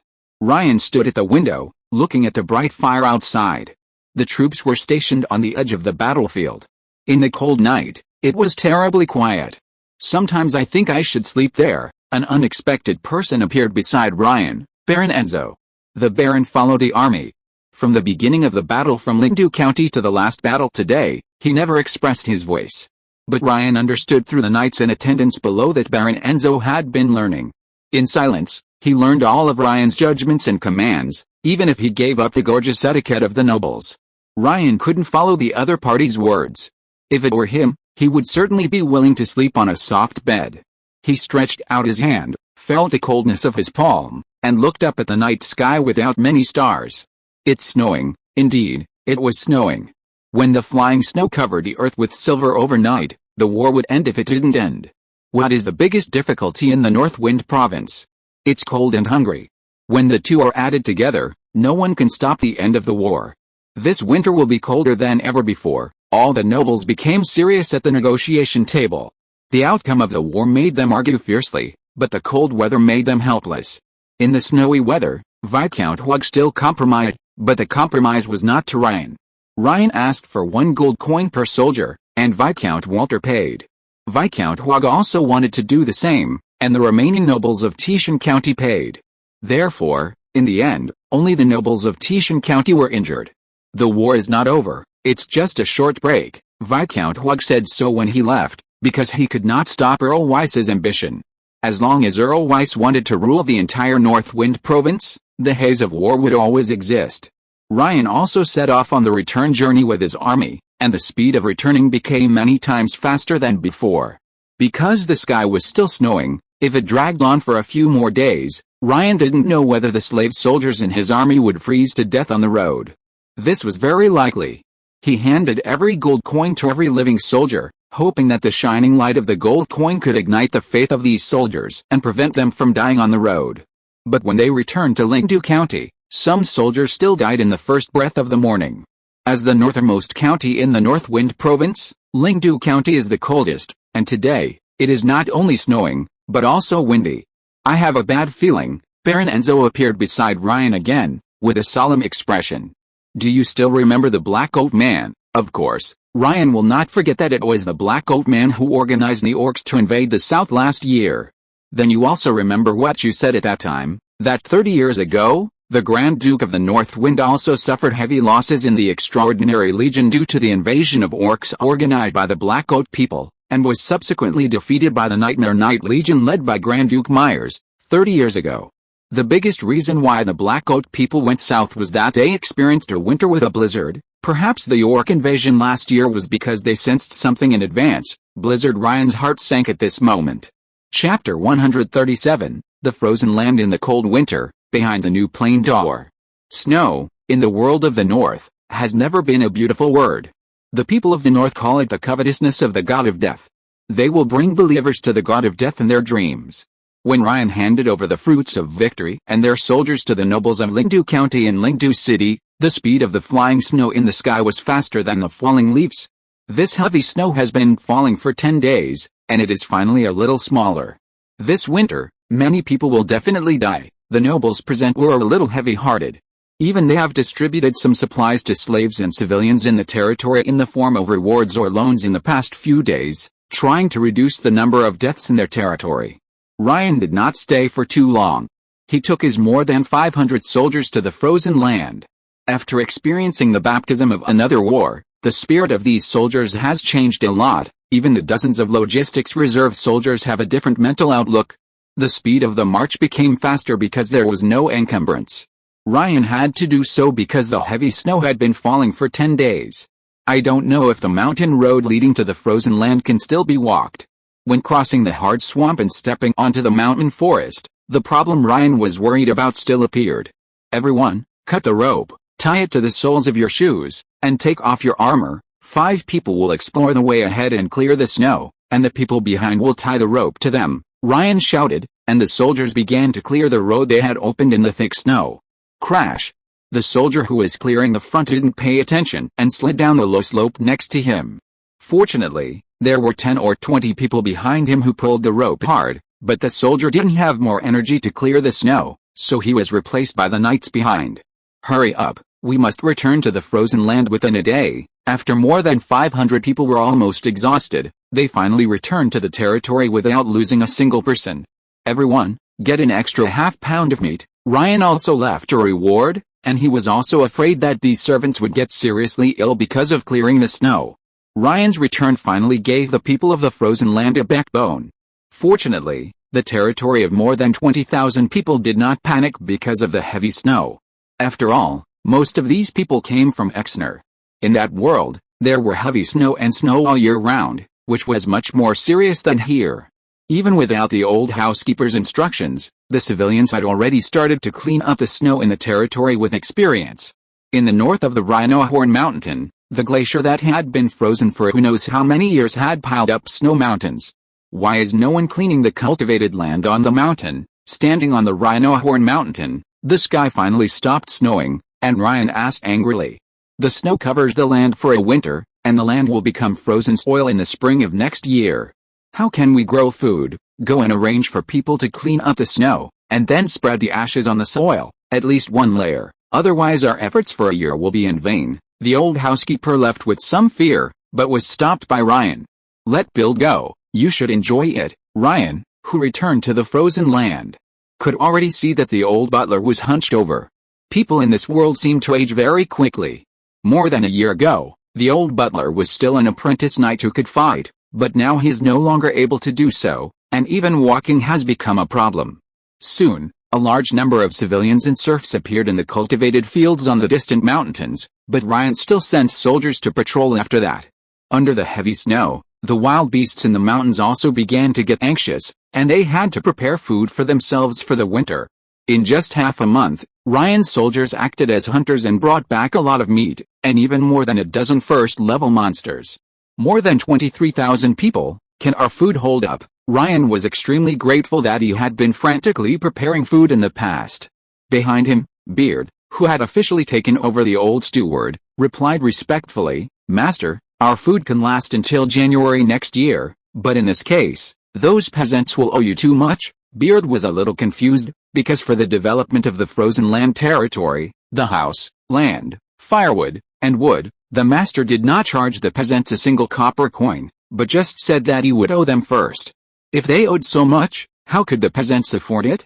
Don't worry, master, I earn much more than you think. For Ryan, if this world could not be too much, he could even announce that all the debts of his people would be cancelled. Population is always greater than money for Ryan. As long as the development goes smoothly, the wealth that can be produced by the tens of thousands of people in the frozen land territory can make Ryan's efforts recover in 1 year. Next January, plus this period of time to go into the mountains to hunt and pick wild vegetables and fruits, we should be able to survive this winter. After thinking about it, Ryan still felt that it was not safe. Tell Firewood Street that in the next 10 days, they will cut down the firewood trees on the southern mountain at will at the price of 1 copper coin, but the price they sell to others cannot exceed 5 copper coins. Anyone who dares to violate the ban will become a slave, and his house and firewood shop will be taken over by others. The frozen land became lively, and a large number of civilians began to go into the mountains to cut firewood. Even so, Ryan still felt that it was not enough. He took a look at his spiritual panel. Spiritual 13,909, Divinity, Dear Spirit Blessing. He could feel that he could open the door to a new plane again. It was no longer Ixnel, but a brand new plane world. Perhaps there will be food in the new world. Ryan thought so, but he did not open it immediately. The frozen land was very busy these days, and he needed to see that his territory was not in trouble. At the end of October and the beginning of November, heavy snow finally came again.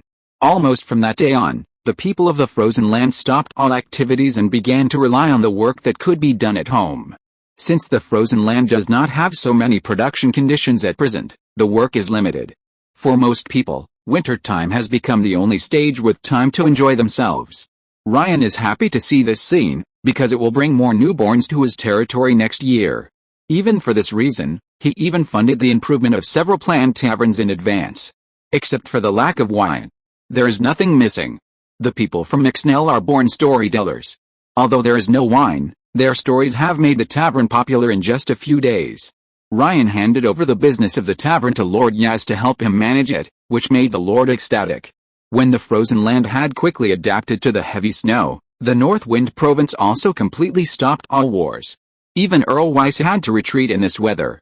The war between the Earls stagnated in the cold winter, and the North Wind Province fell into complete silence. On this day, Ryan finally gathered hundreds of attendants, including Brand, a total of 101 people, and stepped into the new plain gate. The flying snow in the frozen land made people feel cold. The moment he crossed the plain gate, the completely different warm wind made Ryan a little uncomfortable. There is no snow here. Ryan looked at the green grass under his feet in shock. There was only some frost. Then he raised his head and looked into the distance. There was an endless grassland. Chapter 138, Machwan and the Craftsmen Brothers and Sisters. The world was full of ups and downs, without obvious hillsides. The land was covered with green and yellow wild grass. The frost on the surface made them look a little prickly, but this still shocked and delighted Ryan. Under the pan-dimensional war of the gods, this world did not suffer too serious erosion. The reason for this is that Ryan stood on a high slope and saw the end of the field of vision, the looming towering snow-capped mountains. There was an extremely tall snow-capped mountain there, and Ryan could still see it even if he was not sure how far away. The towering mountains blocked all the cold wind and blizzard, leaving a peaceful grassland here. Lord, Ryan turned his head and looked at the trembling Brand, who said with burning eyes, "There are horses here." Brand's words made Ryan excited at this moment. Yes, horses. In the south of the empire, the royal family made a huge fortune by relying on the war horses domesticated in the highland grasslands. In the previous war, Ryan lost a lot of war horses, which made him particularly sad, but he could only wait for the Chamber of Commerce to transport them from the south next year to get a supplement. But now, maybe, we can breed our own war horses. Boom. Just when Ryan was hoping in his heart, the earth trembled, and the frost on the surface of the wild grass also trembled and fell at this moment. As the roar of the earth became louder and louder, all the knights and servants around Ryan were a little scared, as if there were thousands of troops in front of them charging and trampling on them. Lord, even Brand was a little hesitant at this moment. He guessed what was coming, but Ryan did not open the door to the plain at this moment. Finally, on the slope in the distance, 12 figures appeared one after another, and Ryan's eyes locked on the handsome wild horse standing in the front. It was snow white, and the brown-red mane on the top and tail was flowing like the skirt of a goddess. What made the stars dim was the pair of clear and transparent blue crystal pupils. When their eyes met, Ryan saw a mark like a sharp blade from the forehead to the nose of the wild horse. The iron hoofs trampled, and the reddish-brown hair attached to the horse's hooves also moved at this moment. It followed a strong wind, or when it ran, it brought the strong wind. Rumble. Thousands of wild horses rushed towards Ryan in groups. They were the guardians of this grassland. Galloping on the grassland, the fiery blood melted all the frost, so that the grassland was not troubled by the cold in this winter. There were countless wild horses in this herd. When they approached Ryan for dozens of meters, the huge herd did not trample on them, but scattered from both sides to cross them. The smell in the air was not pleasant, but Ryan and the other attendants did not care at this moment. They were shocked in the middle of this vast herd, watching the majestic wild horses on both sides leaving them. Finally, as the last few hundred wild horses in the herd disappeared, Ryan's team of hundreds of people finally came to their senses. They watched the horses go away, and then saw the 50 or 60 young men riding horses behind the horses. "Who are you?" Seeing Ryan's hundreds of fully armed soldiers, they were obviously alert, and then turned the reins and ran away without waiting for an answer. "Follow them." Ryan and his men had no horses and could only walk. Fortunately, the horse hoof prints in the opposite direction gave them a good direction. More than half an hour later, Ryan saw the tall tents standing on the green grass in the distance, and hundreds of warriors riding war horses and wearing leather armor just 100 meters away. Both sides became nervous. The hundreds of attendants behind Ryan also drew their knights' long swords at this moment, and the cavalry soldiers on the opposite side also raised their scimitars. "Who are you? Where are you from?" Ryan walked out, waved his hand to let the knights put away their weapons, and then looked at the opposite side. "I want to talk to your noble leader." "We don't have nobles in our tribe, we only have chieftains." When they heard the word noble, it was obvious that the hundreds of people on the opposite side became nervous, and their tone became a little impolite. "Then let your chieftain come to see me." "Our chieftain is not convenient now," Then I can go to see him." The warrior on the horse hesitated for a long time. After several people discussed, they said to Ryan, "You can only bring 10 people," instructing the extra people to stay where they are. Ryan took Brandon 9 bronze knights and followed several cavalry warriors into the tribe. When Ryan looked at these tents up close, he was a little surprised. This can no longer be called a tent, but more like a solid house. Under a pair of curious eyes, Ryan came to the center of the tribe, the only building here, which was not a tent but a stone house. The sound coming from inside was clanging. "Is this a blacksmith shop?" Ryan looked at the flag erected outside the stone house, Warren's blacksmith shop. Next to it, the warrior raised his head a little proudly.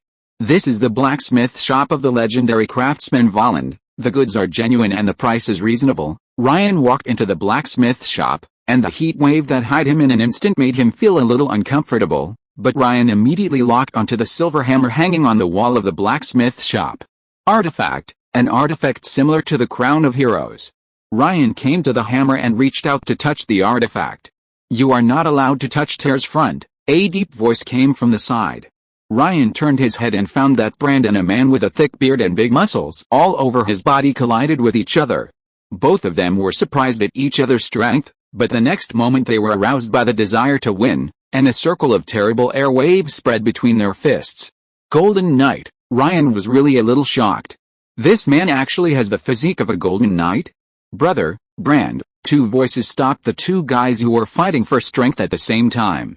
Ryan looked towards the location of the voice and saw a woman with light golden hair, like a cheetah with well-proportioned muscles. She looked very young and energetic. But she also held a hammer in her hand. Ryan should have seen the two of them the first time he entered the blacksmith shop, but the artifact on the wall attracted his attention. "Are you the chief of this tribe?" Ryan looked at the sturdy man and asked. "I am," the woman next to him answered Ryan. She was the manager of this tribe. Chapter 139 New Divine Blessing. "Who are you and where are you from?" The woman named Etria asked this question again, and her tone seemed surprised. "We searched the entire grassland, and even tried to find it in the southern ocean, and went to the north of the God's Gift Mountains, but we didn't find any traces of humans." Etria seemed a little excited when she saw Ryan's appearance, and asked a lot of questions. "I came from another world. It seems that only your tribe is left in your world." Ryan spoke the words of another world, which made Etria and her brother Brock beside him stare wide-eyed. "Another world? Is that where the gods live?" Etria said excitedly. "No. It is also a world where humans and many alien races live, and 1/3 of the land is not covered by winter." Ryan suddenly knew why there were so many people on the Norris continent. It was probably not just as simple as the people of the entire continent gathered on 1/3 of the land, but also people like him who were brought from other planes. "Then how did you get here? Can we get through?" "I can open the door to the plane, but before that, can you tell me about your world?" Ryan needed to find the answer he wanted from the history of this world. Brock felt a little bored and returned to his forging table with his hammer. Etria described the country and the wilderness to Ryan. "This world is called Svidiferi. It is the name of a horse transformed by the Supreme World Spirit. It brought civilization and technology to primitive humans. It is the free wind on the prairie, sowing the seeds of civilization and the breath of life, making this world extremely prosperous. The pan-dimensional war of the gods ended it all and ended the peace in Svidiferi. I heard from the old people that the cold winter submerged the land in the north. The people there could not cross the mountains bestowed by the gods to come to us, and then they all died in the north. We once belonged to a great earl. All the land belonged to him, but later, the earl's family declined. In this generation, the earl is even more greedy. In his territory, he gathered an army and launched an attack on our tribe, wanting to turn us all into slaves. He has killed many people in his own territory and is going to kill us. After my brother and I rebelled against the nobles, our tribe was the only one left on this prairie. Maybe one day we will die and the tribe will disappear, but we will live every day beautifully and will not give up on ourselves. This is probably the story of this world." Etria didn't know much about the history of 100 years ago, so he could only briefly mention it. Ryan looked at the silver craftsman's hammer on the wall again. "Can I touch that artifact?" "Not everyone can touch the artifact. Over the years, only my brother and I came to life when we touched the artifact, and we were blessed by the spirit of the wilderness and possessed extraordinary power, and this artifact is the power that the spirit of the wilderness gave to the legendary craftsman Volland in the God War. It is very violent. At the beginning, It was because of praying to the spirit of the wilderness that they were able to gather a large number of people to resist the brutal nobles, because it was the will of the gods. Perhaps I can bring you hope. Ryan stood in front of the silver hammer named Tyr's front, and even Brock and several tribal warriors outside looked over curiously. When Ryan grasped the handle of the hammer, the neighing of thousands of horses sounded in the void, and the silver light bloomed from the hammer, turning into a beam of light that sank into Ryan's brow. Spirituality. 13,809, Divinity, Blessing of Deer Spirit, Blessing of Horse Spirit. Ryan's blood was boiling. His knight cultivation had not broken through, but at this moment, he had made a subtle improvement in the knight combat skills and many skills he had practiced in the past. In his view now, many of his skills in the past were all open and closed, but now, he can finally control every bit of power to perfection. Of course, his blood and physique also reached the peak of the bronze knight in this process. Coming back to his senses, looking at the artifact Tyr's hammer in his hand, he turned his head and looked at the shocked Etria. It's very docile. The Tyr's hammer in his hand is much stronger than the Crown of Heroes, and it still has several times more divinity in its body than the Crown of Heroes, but no matter what, it is not full and needs a long time of cultivation to return to the peak. Brand, Ryan called out. The next moment, Brand, who obviously knew what was going to happen, knelt on one knee in front of Ryan. As Ryan pointed out, thousands of horse spirit blessings fell on Brand. At this moment, Brand's memory of his own practice and his understanding of the two holy knight combat skills also improved a lot. The most important thing was that he felt that there were some other changes in himself. Perhaps, this requires amount to be reflected. Ryan also slowly understood the difference in the power of the two divine blessings. The deer spirit blessing is equivalent to roughly giving others a strong blood power, allowing people to directly skip a long period of training and accumulation. At the same time, the deer spirit knight breathing method also focuses on the improvement of blood power. Brand's magnificent blood power far exceeds that of other knights is the best proof. The horse spirit blessing focuses on skills, all kinds of skills, among which craftsmen are the top. At the same time, it can also make the knight fit his mount. Even if it is cultivated for a long time, it is easy for the knight and the mount to reach a state of spiritual communication. This not only brought about a tacit understanding, but also a borrowing of strength between the two sides. Ryan suddenly raised his head and looked outside the blacksmith shop. Just at this time, a warrior ran in. Before he could speak, Ryan pushed him away and went outside.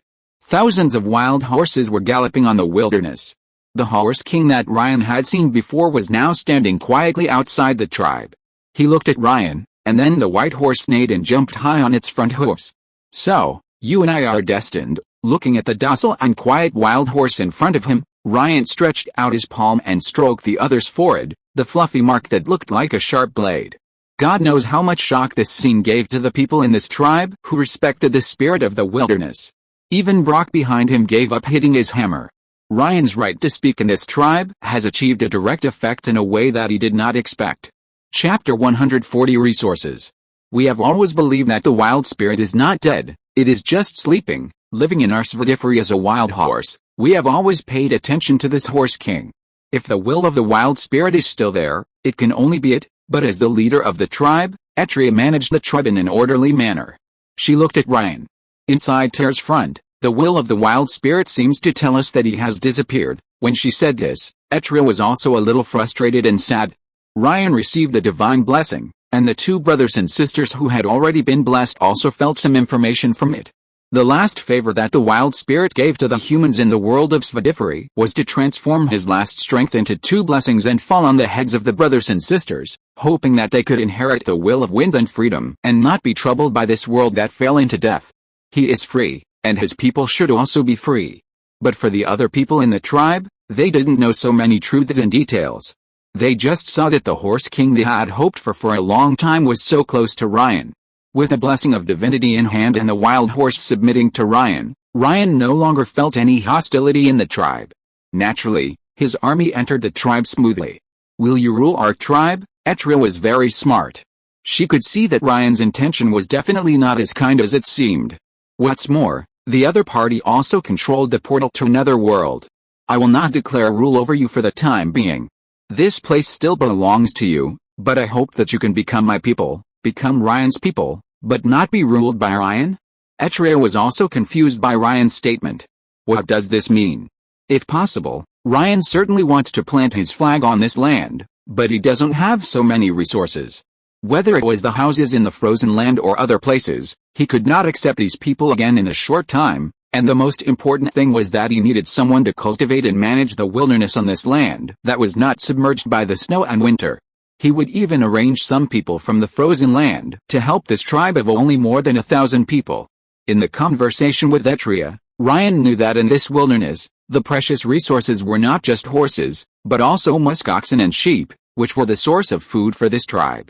In addition, there were more than a dozen kinds of fruits that were widely planted by them.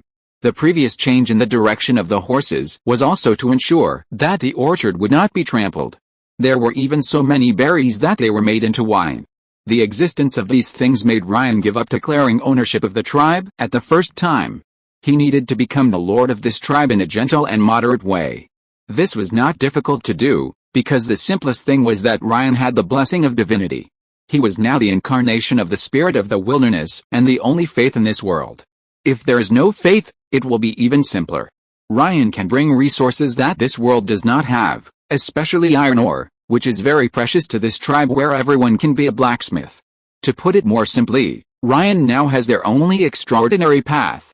They wanted to become extraordinary in the past, but they had no chance, but now this opportunity is in Ryan's hands. This is why when Ryan said that he would not declare his rule over this tribe and ask the people of this tribe to become his own people, although Etria did not understand, she had no reason to refuse.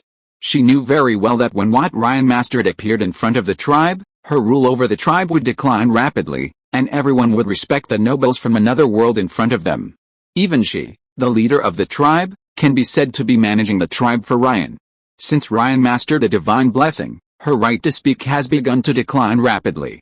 Sure enough, when Ryan blessed a warrior with the horse spirit and let him obtain the breathing method, the whole tribe became eager. They recognized Ryan as the inheritor of the spirit of the wilderness. Under such changes, the resources that the tribe had stored for many years began to appear in front of Ryan. The air-dried bacon, dried fruits, freshly picked fruits, and fragrant fruit wine all appeared in front of Ryan. Facing these things, Ryan raised his hand and opened the door of the plane. This scene made the people of this tribe even more shocked and ecstatic.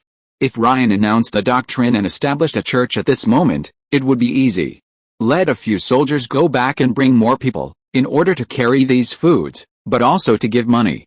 This world called Swati Ferry does not have too many metal veins, especially in the wilderness where they are, but since they are all the people of the frozen land, they certainly need and must have money. Only in this way can they have their own wealth and resources when they enter the frozen land in the future. In some cases, Ryan is now giving money to buy not only the food in their hands, but also the ownership of the resources in this world. Of course, they don't know, and they gladly accept the kindness from a noble. Ryan looked at Etria and Brock, who seemed to be hammering away in the worn blacksmith shop in the distance. He did not give the two siblings any wealth, as that would make it seem like he had traded the tribe from them. He came to receive the wealth of the wild spirit. Of course, Ryan was still jealous of the talents of the two siblings. The two siblings were equivalent to Brand, whom Ryan had seen before, and could be called the hero units of Swadifery. Especially Brock. Ryan had asked the Blessed Warrior before. Brock was the most powerful warrior in the tribe before he became extraordinary. He was the kind who surpassed others with a crushing advantage, just like Brand. Sister Etria's political talent made this messy tribe no longer dirty. The civilization of more than 1,000 people was unprecedentedly prosperous, and there was a huge surplus of various materials. If it were not for the prestige brought by the gods, Ryan would not be able to say that he could make the tribesmen here become his own people. Ryan, who once again owned a world, could be said to be in a good mood, especially this world had a huge number of wild horses. The only problem now is the breeding of war horses. Chapter 141, Invitation of Followers and Visitors from the South. It is definitely not too difficult to turn wild horses into ordinary war horses that can enter the battlefield. It only takes time to train them. But Ryan doesn't want this kind of horses.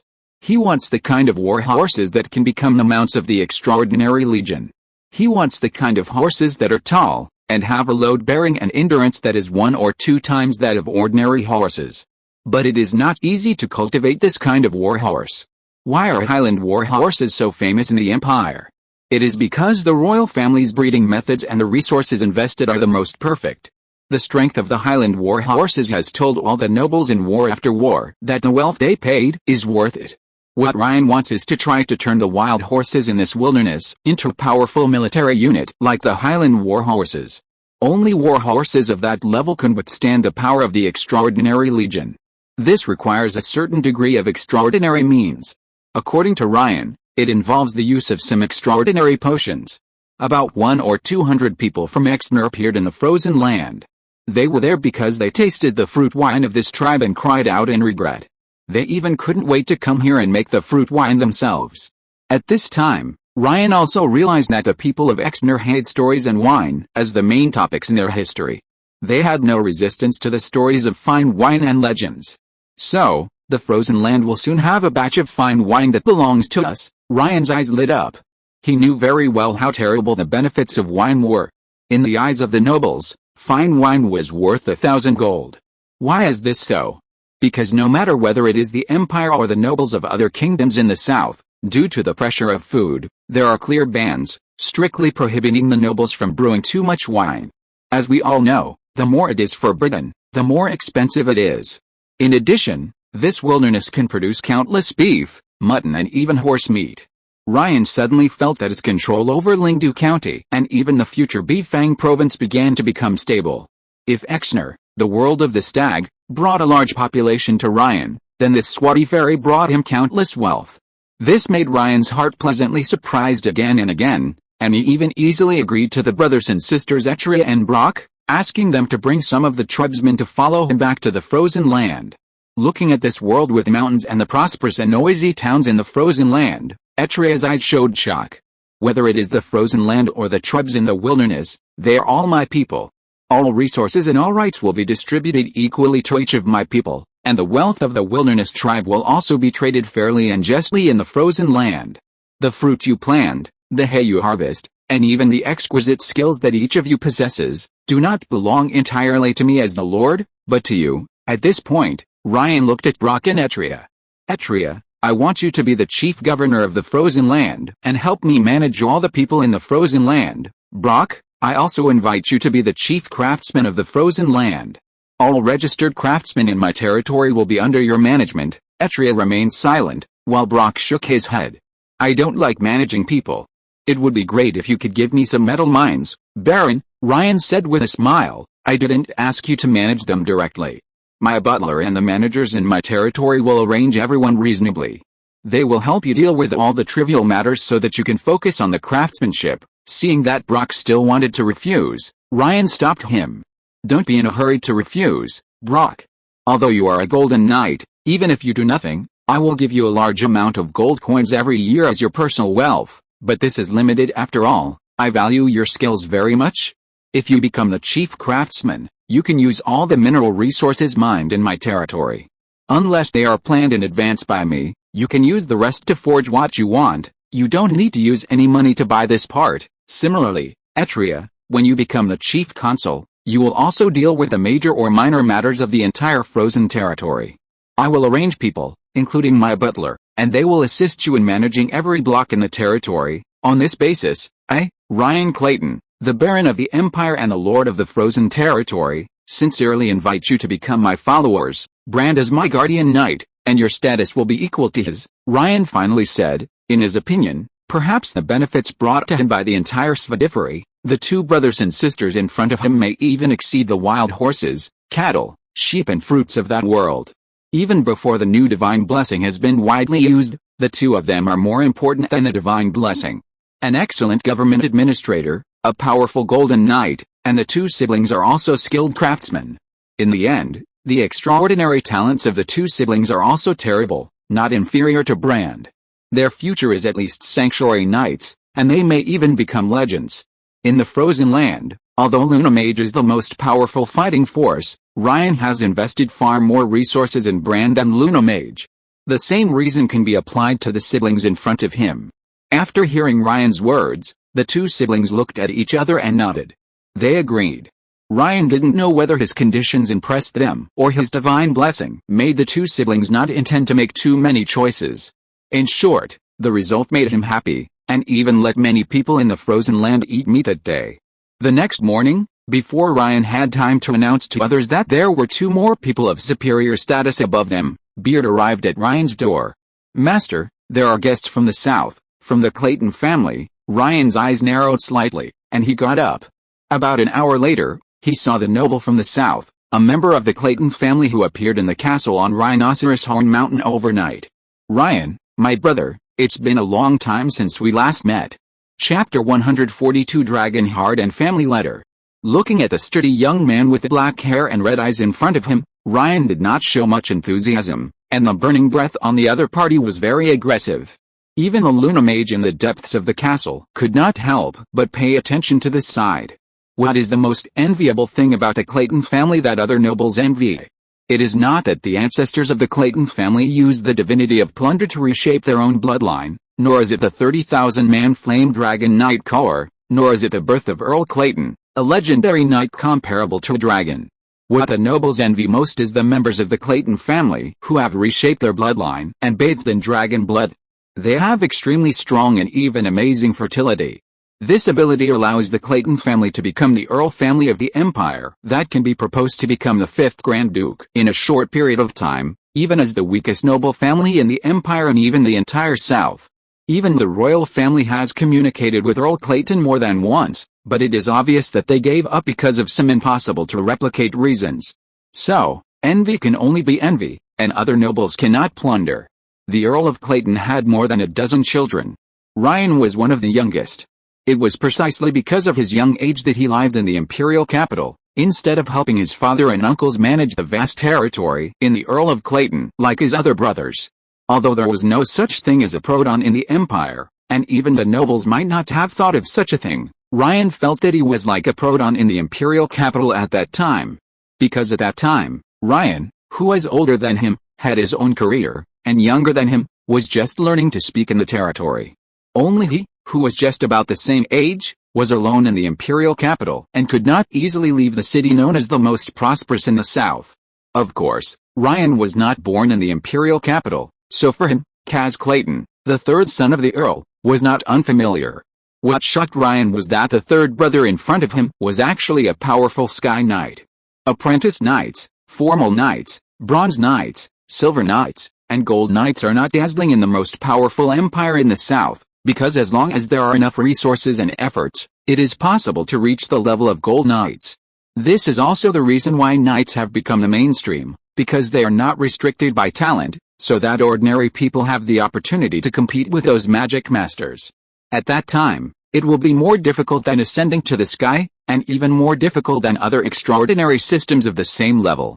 Every step is the sublimation of life. To give a simple example, Sky Knights can even far exceed ordinary people in terms of lifespan. This alone attracts countless people. The title of Sky Knight does not mean that they can fly around in the sky. Although they can use fighting spirit to do this for a short time, the real reason for the title of Sky Knight is that as long as they become Sky Knights, their blood will no longer fall.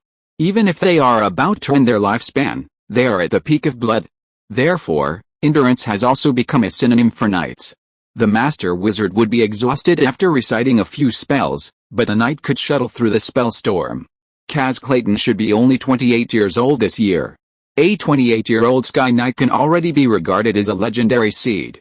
If he can achieve the sanctuary before the age of 35, he will be a true legendary candidate. He will have a place in the legendary hall on the holy mountain of the Empire. "Why are you here?" Ryan asked. He was not a stranger to this 3rd brother, but he was not too close to him because they did not have the same mother.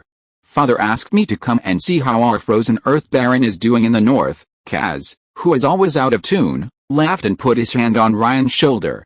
"It looks very good.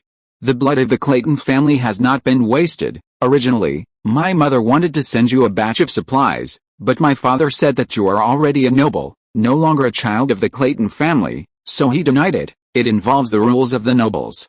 The supplies cannot be given to you, but my father went deep into the northern border this time and brought back some good things, but he asked me to send them to you. By the way, let's see if you have any difficulties. The family has a good relationship with the Winter family in the North Wind province. There have been arms transactions in recent years, but now it seems that you are doing very well." Kaz looked at the frozen land at the foot of the Rhino Horn Mountain. To be honest, he was a little shocked. You know, even he himself is currently only a lord of the Clayton family. In terms of the status of the nobles, he is even lower than Ryan.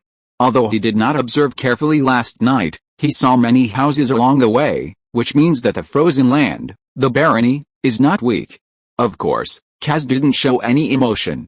After he finished speaking, he took out a box. As the box was opened, the bright red and beating hard inside made the air on the entire Rhino Horn Mountain become hot. Ryan's blood was boiling. Luna Mage in the depths of the fortress even moved in shock. If the body of the golem puppet was not really good at hiding its breath, she would definitely be discovered. This is, Ryan murmured, with an extremely shocking guess in his heart. You won't guess wrong, my dear brother. Kaz's eyes were as cold as an ancient dragon. He stared at Ryan and said slowly, this is the dragon heart, the heart of a fire dragon. Of course, you can't eat the whole dragon heart, so father cut it into 10 pieces. The cut heart was reshaped in a short time and formed a new heart, but it contains 1/10 of the power of the ancient fire dragon. Father took us deep into the north and slaughtered an entire tribe of mammoth people. The biggest gain was a dragon heart that contained part of the divinity and a pool of deep red dragon blood. You have no chance of getting the dragon blood because you are already a noble who has left the Clayton family, but the dragon heart, father still asked me to give it to you personally. The bloodline of every family can obtain a distribution of the dragon heart. In addition, after swallowing the dragon heart, you have to prepare to go to the south, preferably before the festival of divine grace. Mother said that you are almost 16 years old, and she wants to help you choose a suitable marriage partner. Kaz left. His purpose of coming was to deliver a family letter and give the dragon heart to Ryan. The news was secondary. The main thing was the value of the dragon heart, which would attract the covetousness of many people, including the governor of the North Wind Province, Count Winter, who had been trapped in the Holy Land for decades. In addition to the dragon heart, there were also several potions that should have been made by legendary wizards. There were 3 potions in total. Mage Luna was very jealous.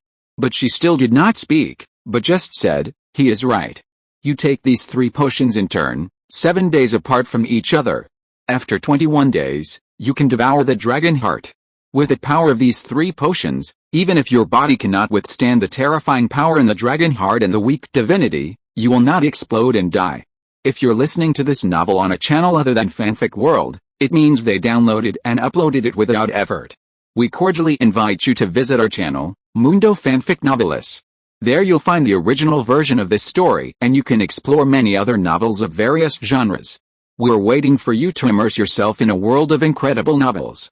Chapter 143 Adulthood.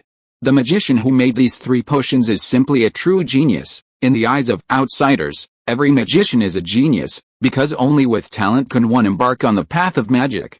But for the magician circle, the definition of genius is just the threshold of magic. They don't think they are geniuses, because everyone they meet is a magician. They are arrogant, so it's a bit scary to be a genius in their mouths. Ryan looked at a sign on the surface of the transparent potion bottle and knew the origin of the potion. Legendary magician, the creation of Master Tarantino? He looked at Luna with some amazement and said, do you know what his title is? Master Luna was of course curious about the predecessors and powerful beings in her circle. What is it? God's prison. Some people say that his creation has touched the realm of the gods, and some people say that his power can become the prison of the gods. Master Luna listened to Ryan's words and showed infinite yearning. It's a pity that I can't go to the south with you in my current state, otherwise I really want to see those legendary wizard towers. Mage Luna was a little frustrated. She also knew that Ryan was going to the south. The appearance of the dragon heart made Ryan postpone many of his trips. He needed to swallow the dragon heart in the shortest time to avoid more trouble. The heart of the fire dragon stained with divinity. Ryan was still shocked until now. There is a gap between people, and there is also a gap between dragons. The fire dragon is undoubtedly one of the most powerful bloodlines. The dragon heart stained with divinity proves that the fire dragon was already evolving in the direction of the gods when it was alive. 7 days later, Ryan, who took the first potion, was bathed in a layer of sacred and solemn brilliance, and his blood and ki were filled with a layer of incomprehensible mist. But on the 10th day, Ryan woke up from the effect of the potion. It seems that your body is very suitable for absorbing potions. When Mage Luna looked at Ryan, it was as if she was looking at a big treasure. This gave Ryan a bad premonition, But he also knew what the reason might be. Because he now had 3 kinds of night breathing methods in his body. It was not known whether it was the effect of divinity or spirituality. The 3 breathing methods did not repel each other, which made Ryan's blood disordered, but instead gave him a strong foundation. This also led to the fact that when he absorbed the potion, the power contained in the potion was almost 100% absorbed, which delayed his awakening for 3 days. It seems that the time I absorb the potion will be longer than expected. This is a good thing. It means that after you swallow the dragon heart, you can turn the power of the dragon heart into your own in a shorter time. Master Luna was still very envious. If she could swallow the dragon heart, she could even turn her golem puppet into a dragon puppet. Ryan began to take the second potion. This time it took longer. After 14 days, he completely recovered from the effect of the potion. At this time, he felt that it was a bit difficult to even lift his limbs. This is normal. The power of the potion temporarily allows your body to have a height that does not belong to you now. They are deducing the future appearance of your body.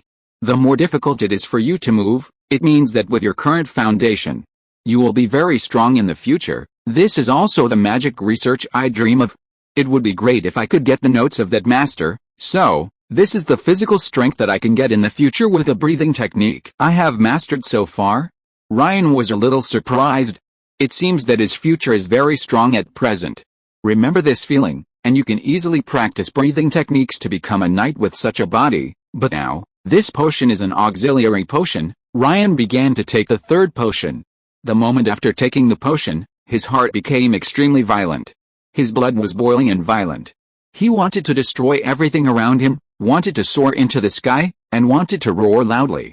But because Ryan could not move his body, he was in a very irritable mood, but he could not do anything.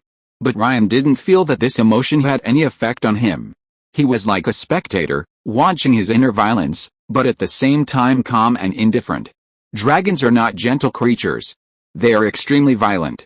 The effect of the third potion is to make your soul and your flesh adapt to the impact of swallowing the dragon's heart. Once you get used to this feeling, you will no longer be bewitched by the dragon's will and instincts after swallowing the dragon's heart, and you will not become a monster or a beast.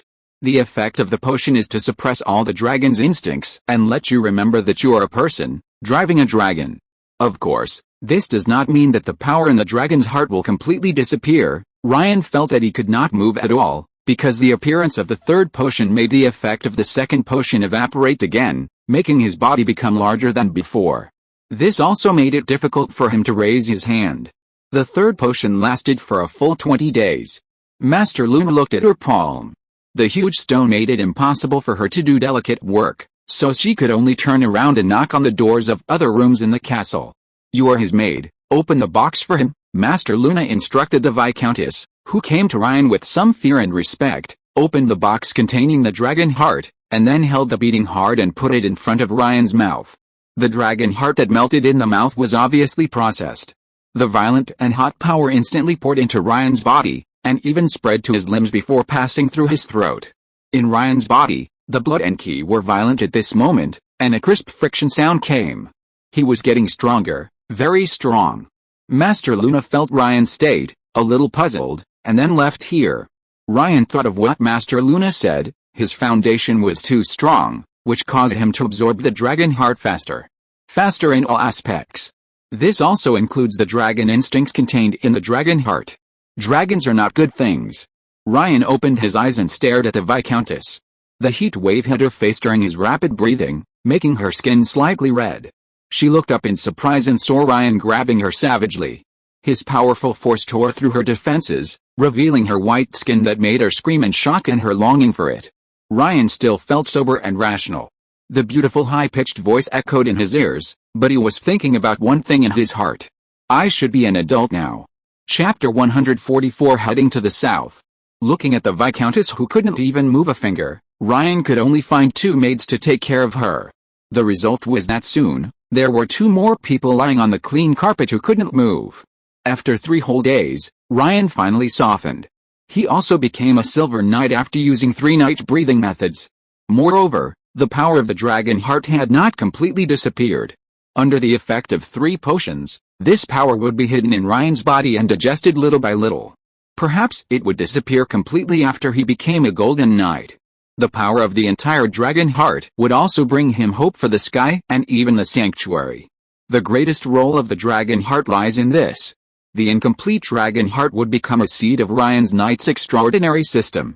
He grabbed it casually, and seeing the purple red marks that could not be covered by one hand and exposed on the white skin next to him, Ryan withdrew his palm with some heartache.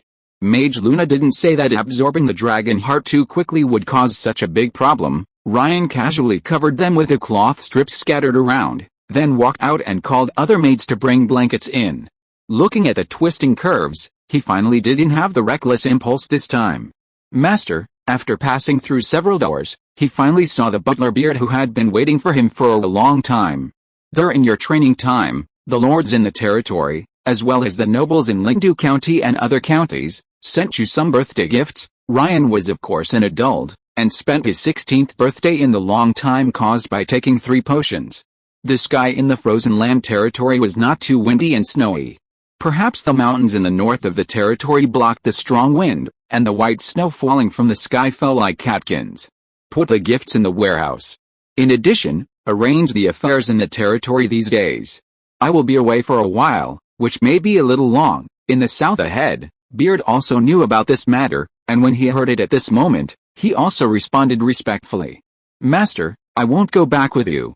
I will help you to look after the development of the frozen land. Ryan nodded. It is true that people need to stay here to manage it. After all, if something happens to the frozen land with a population of more than 20,000, it will be troublesome. A batch of food from Svidiferi will be moved here. In addition, tell the people who come here and go to the wilderness that if they don't choose to go back in the next few days, they will have to stay until the beginning of next spring. Ryan left the frozen land. Of course, he couldn't keep the plane door open all the time. The cost would be too high.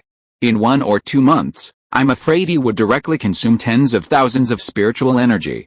But the God's Grace Festival is coming. If they choose to stay in the frozen land or the tribe for the festival, their families can be arranged to go together, but only 100 people are allowed. The tribe in the wilderness has no wind and snow, and it is still warm. There must be many people who want to go there. This is not what Ryan wants to see. In any case, the frozen land is his base camp. As for the world of Svidiferi, after he received the blessing of divinity, he was destined to fall into death like Exner and could not be saved. Ryan finally had a rich nightlife. In the more than 1 year since he came to the frozen land, he finally felt the pleasure of the noble lord. With a snap, he slapped the rippling flesh waves. The Viscountess, who had never recovered to her peak, did not raise her head. Her face was red and buried below. She recalled the unspeakable names just now, which made her a little unbelievable that it was herself. I will go to the south tomorrow. I have borrowed some experience notes from Master Luna. Madam, you must concentrate on practicing the control spells in it. Ryan smiled, then stretched out his hand to tear off a piece of cloth on the Viscountess that had lost its magical brilliance. You are just a junior magic apprentice, still a little weak. Ryan was going to the south. According to Kaz, his mother would choose a marriage partner for him. This was the responsibility and inheritance of every descendant of the Clayton family. He couldn't take this personal female official with him. Thinking of this, Ryan, who might not be able to come back for a few months, felt a little unhappy, and turned over and pressed down. In the carriage, Ryan felt the biting cold wind of the north, and finally calmed down the heat in his heart. He looked at the old butler beside him, and he could feel that the old guy was about to reach the end. Since you want to be buried in the warm south, then it will be as you wish, but the road is still bumpy, the old butler laughed. I am already very satisfied to see Master Ryan's territory prosper and to return to the south where I have lived all my life. The old butler did not have too many regrets, or in other words, in just over a year, his regrets had been perfectly resolved. The child became a noble nobleman, and the Clayton family, who had served him for a lifetime, and Master Ryan also grew up. Maybe he worked hard all his life, but he felt that his ending was very good. Ryan covered the old butler with a blanket, got up and left the carriage, and rode on the back of the white horse with brown and red hair. Don't worry. When we get to the south, I will ask an excellent wizard to help you prepare a sublimation potion. Ryan stroked the handsome white horse with his palm. It had a name Ryan gave it, the Raging Wind of the North. Well, it's called Winter for short. Even without the baptism of extraordinary means, Winter's endurance and other values are somewhat overwhelming. The war horse is under Brand and his men. This time when we go to the south, maybe we can get the extraordinary sequence for training war horses. At that time, you will have a mount that is in tune with your heart. It will accompany you throughout your life and become your best partner, Ryan said to the people around him. Obviously, no matter who it is, as a knight, it is a rare opportunity to have a powerful mount that belongs to him. However, Etria and Brock were not so tempted. They already had such a skill and were currently training their own mounts until the ki and blood of both sides were harmonious. They had not seen the Empire's training of various mounts after the Pan-Plane War of the Gods. Etria just wanted to see this huge and prosperous country, while Brock had heard that there were many powerful craftsmen in the Empire and wanted to go and make trouble. The group, including supplies, totaled 300 people and 5 carriages. They traveled in the northern province in the cold wind. When passing through Yinchuan County, Viscount Hogg even received Ryan. The festival of God's grace is coming. I have come of age and need to return to the Clayton family. My mother will help me find a candidate for marriage during this period. The two nobles who met on the battlefield not long ago were like old friends at this moment. Viscount Hogg wanted to introduce some outstanding noble women around him, but obviously, he also understood that the right to do this matter still fell on the Earl's wife. It should have been like this, because even if Ryan wanted to inherit something, he should wait until he was 16 years old and came of age, and then go to his own territory with his married wife. It was because of that incident that Ryan, who was still a minor, had the status and territory of a baron. Logically speaking, as nobles, he and the Earl were no longer in a superior subordinate relationship, but Ryan was a child and his mother, so no one could accuse the Clayton family of helping Ryan choose a marriage partner. The royal family was least likely to stand up. After all, they were the ones who did this in the first place. Many people in the south don't know your status in the north. If the journey is not pleasant, I have a suitable wife among my relatives there. Hogg looked at Ryan and said so. This is how nobles are.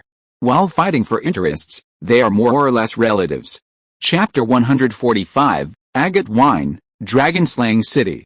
The majestic Wing Canyon is not just a canyon that is 200 or 300 meters wide. This is the most powerful fortress in the north and east of the Empire's defense. Walking on the wide streets of the fortress, Ryan didn't know how to imagine that this fortress would be breached. Perhaps, only the power of the gods can do it. The fortress of the Wing Canyon is very large. The surface and interior of the fortress are filled with dense magic patterns and various methods that Ryan can't understand. The army and extraordinary legions stationed in it make Ryan and the surrounding soldiers amazed. That's the Empire's Violent Elephant Legion. Ryan looked at the distance, the 5-meter-tall violent elephant covered with weapons, and couldn't help but envy it. Creatures like elephants are always mild-tempered, but violent elephants are an exception. They think about destroying things for 3 or 4 months a year. In war, the horror of these guys is no less than the despair brought by dragons. Of course, Ryan did not see the flying dragon cavalry in the Wing Canyon. That was the most powerful extraordinary army in this fortress. The mounts of the flying dragon cavalry were all subspecies of dragons, monsters called flying dragons. Each of them, when grown up, could kill the frost python monsters found in Ryan's territory. It is said that this kind of mount was bred by the Empire using dragons and some flying monsters, which involved many unknown extraordinary means, even divinity. As a team with nobles in person, the Wing Canyon did not dare to exploit the good things in Ryan's team, especially the fine wine brewed by the people of Exner, which made them a little envious. After leaving the Wing Canyon and passing through the Long Canyon Passage, the endless sky and earth, the vast wilderness, and the obviously warm weather in front of him made Ryan truly feel the gap between the Northwind Province and the land of the Empire. No wonder the Empire has always been indifferent to the land of Northwind Province. With such land, what is Northwind Province? Ryan looked ahead.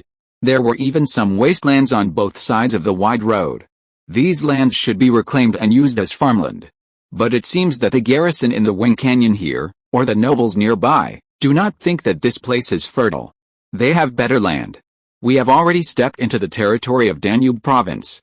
It is said that agate is rich here and sold throughout the Empire and the south. The reason why those chambers of commerce appeared in Northwind Province in the past was largely because they came to Danube Province to purchase agate and went to Northwind Province by the way, but this is still not considered the south of the Empire. The Empire has more than 20 provinces. Danube Province has not been despised because of the existence of agate, The nobles here are still very rich. Ryan did not intend to visit the nobles here, but when he passed by the Count Pascal family in this province, he couldn't help but stop. The Count Pascal family, an ancient family that ranks among the top in the empire, has an unimaginable background because they have an extraordinary army that is famous throughout the south. The Stone-Winged Beast Army, also known as the Gargoyle Army, is naturally immune to the existence of magic factors. When the church still had authority in the empire, the Count Pascal family was the closest to the church because the church believed that the Count family accepted the will of the Lord of Dawn and controlled the gargoyles, that is the incarnation of angels on earth. The former Pascal family was of course a dazzling existence, and even now it has not declined because of the Gargoyle Army. Ryan made his moves known to the Count's family as a noble. The two sides did not have too many encounters and exchanges. In short, Ryan was able to pass through this not-so-large earldom smoothly. Ryan didn't know what resources the Gargoyle Army needed, but at least it shouldn't need to eat so much food. After passing through the Danube province, Ryan arrived at the southern land of the empire. The gap between here and the North Wind province is even greater. Even in winter, there are still many grain crops growing on the land. Ryan knew why.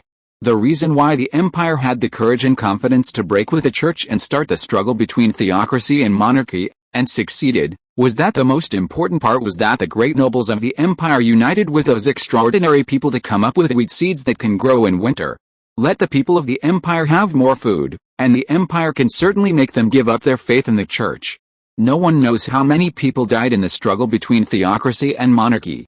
In short, the empire succeeded and almost became one of the two choices for all the nobles in the whole south. This province called Volga is also one of the 3 provinces in the empire that have a large number of qualifications to brew wine. Thanks to the difficulty of transporting grain, it is better to turn the grain that will be consumed on the road into fine wine. After passing through the Volga province and 2 more provinces, Ryan finally came to the heart of the empire, the Calais province. The Calais province has the most vast and extensive mountain range in the empire, the Calais Mountains, and the Clayton family is in this province. 2 provinces to the west of the Calais province is where the imperial capital province is located, and 1 province to the west is the most prosperous west coast of the empire. And 2 or 3 provinces to the north, you can also face the northern border. The Earl Clayton family owns a large area of land here, and the castle where the Clayton family is located is really a city and a fortress in the literal sense. This is a city that can accommodate 100,000 people, and it is also a fortress. The original Clayton ancestor relied on this fortress to kill a fire dragon, and the Clayton family was also called the Dragon Slayer family. But all this glory that can be boasted has nothing to do with Ryan, because he is now also a baron. He represents Ryan Clayton, and is also the Lord of the Frozen Land, Baron Ryan. The glory of the Clayton family does not belong to the Ryan family. Everything he has needs to be created by himself, so Ryan was still very surprised to get the dragon heart before. He is a nobleman, and Clayton is also a nobleman. The two sides only have a difference in title, but not an absolute superior-subordinate relationship. This is the difference that should have appeared, but it is obvious that the Clayton family is too powerful. In the eyes of this Earl family, even if the children who have separated from the family and become nobles cannot be said to be qualified to sit on an equal footing with Clayton. At least that's the fact. Ryan himself doesn't think there's anything wrong. If he really wants to sit with his father, the legendary knight, he will be a little panicked. The org that Kaz unconsciously revealed before was like that. How terrifying the legendary knight must be. When Ryan came to the castle of the Flame Dragon, Clayton did not welcome him with great fanfare. Only some descendants of the Clayton family appeared, curiously or playfully looking at the bloodline of the Clayton family that was thrown to the edge of the North Wind province. Ryan, my child, you are finally back. The North Wind province is bitter and cold. You must have suffered a lot. A gorgeous woman took Ryan's hand worriedly, looking here and there. Mother, Ryan respectfully performed the etiquette of the nobles. The woman in front of him, Ellie Fleming, was not his biological mother. The blood of the fire dragon of the Clayton family is very strong. It is for this reason that the Earl of the Clayton family will have 2 or even 3 wives, each of whom is a recognized wife, not a lover or something like that. After all, it is difficult for a woman to bear the power of the Clayton family, and this is also a rule recognized by the Empire and even by the former church and unique to the Clayton family. In other words, it was the condition for both parties to win the support of a dragon slayer. Of course, only Earl Clayton can do this, and those nobles who have been separated from the Clayton family, such as Ryan, cannot. Their illegitimate children other than those born by their wives are not recognized. Similarly, Earl Clayton's children are not recognized except for the children born by the two wives who are now recognized. As for whether there are any, Ryan thinks there should be none. Many nobles in the empire want to marry a third wife for their father, but they did not agree. Does it mean that the Earl himself is not a stud? Although the two ladies of the Earl's family are either giving birth or on the way to giving birth. Chapter 146, Legendary Knight, Earl's Father. Ryan returned to the city where he had only stayed for a few years when he was a child. Everything was so strange. After meeting Mrs. Ellie Fleming, Ryan soon met his biological mother. As expected, with the return of the Earl, the Countess's belly bulged again. "Ryan, you're back, Mother." Clemmy Sterling, Ryan's biological mother and the second wife of Earl Clayton, stroked Ryan's hair lovingly. The Fleming family, where the other countess was from, came from the Fleming family, one of the 4 Grand Dukes of the Empire. She was the daughter of the Grand Duke, and Ryan's biological mother was also extraordinary. She was a woman from the Earl's family, the Sterling family. Her father was also the current Earl Sterling, a powerful legendary warlock. So this was also the Clayton family, and Ryan's brothers and sisters teased Ryan because he originally had a powerful father and a powerful grandfather. If he didn't go to the North Wind province to be a poor and cold lord, he could enjoy the resources of 2 great nobles. The Clayton family would give him a piece of property, and the Sterling family would also likely give him a piece of resources for the second child born to Clemmy. Added together, it might be more than the wealth of some barons in Lindu County. The most important thing is that he doesn't have to suffer, let alone stay in a territory with little enjoyment. But from the moment he became a noble, Ryan could no longer have these things, so these resources would fall on other people's heads. He has become a noble, a baron, a 5th-class noble of the empire, and no longer a subsidiary of the Clayton family. Then all resource assistants must comply with the rules of the nobles and the rules of the Clayton family. Therefore, Ryan is the Ryan family, and Clayton is the Clayton family. The family affection and blood relationship between the two sides is close, limited to the 1 or 2 generations in front of them. Because of the father-son relationship between Ryan and the Earl, his children and the future children of the Earl of Clayton will be much shallower. By the 3rd generation, everyone is really just a relative. But within the empire, who didn't have some kind of relationship with many nobles? At that time, the Clayton family and the Ryan family could be said to be 2 nobles. But similarly, within the Clayton family, Ryan's brothers and sisters are now enjoying the rights of nobles in these generations.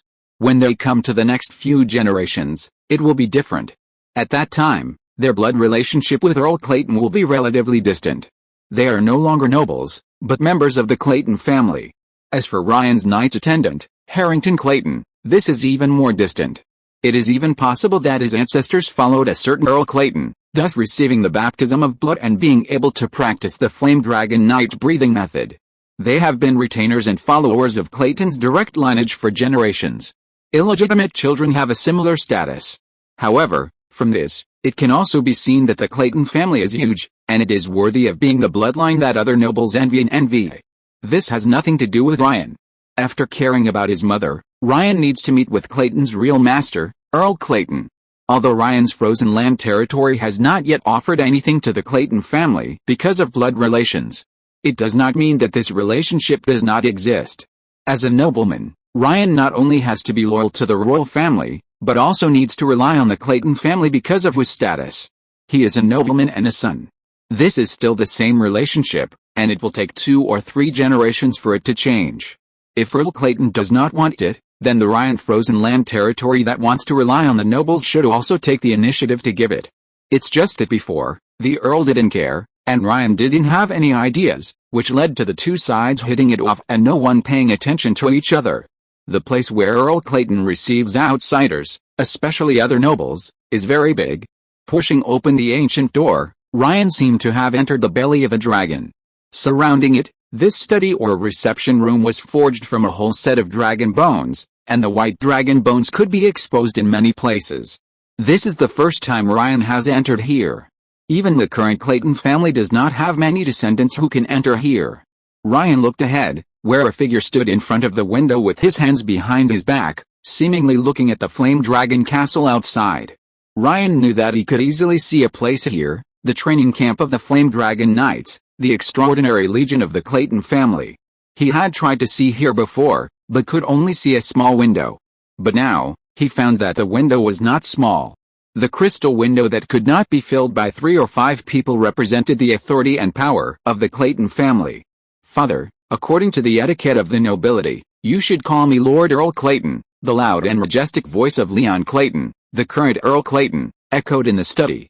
Even if he did not release it actively, the life pressure of the legendary knight made Ryan a little breathless. He spoke again in silence. "Lord Earl Clayton." "Yes," nodding, Earl Clayton turned around, looked at Ryan and continued, "Now, you can call me father." In memory, Earl Clayton had too many descendants, which led to the relationship between the Earl and his descendants not being so cordial, but more majestic. "Kaz said that your territory is developing well." Ryan was no longer as reserved as he was at the beginning, and became calm and natural, which made Earl Clayton's eyes more satisfied. "The frozen land territory is not as bad as I imagined. It has been more than a year and has stabilized a lot. I brought some special products from the territory to my father and mother, to the outside world." The mother mentioned by the descendants of the Clayton family often represents 2 countesses, not just one person. Internally, there will be close and distant relationships, but the 2 countesses of this term seem to have a good relationship and there are no conflicts. It is also possible that the countess from Fleming is much older, and the second one is not interested in power. The rights of both sides were staggered, and the age difference between the 2 sides' offspring also meant that even if the Earl's eldest son died, the second, third, and fourth sons were not born to cure me. The issue of inheritance was almost impossible for the 2 countesses to argue about, so there was naturally no conflict. "Well done." Clayton rarely praised his child, but Ryan caught the meaning in his tone. "Father, are you not going to the north anymore?" The army of the Clayton family, including the legendary knight Earl Clayton, a dragon slayer, rarely stayed in their own territory in the past many years. Chapter 147 Marriage and Choice. Ryan's answer surprised Earl Clayton. He had never taken care of his children and didn't know much about Ryan. He only knew that Ryan was ordinary in the imperial capital, but Ryan's sharpness at this moment surprised and delighted him. He nodded. "After returning this time, I shouldn't have to go to the north for a long time.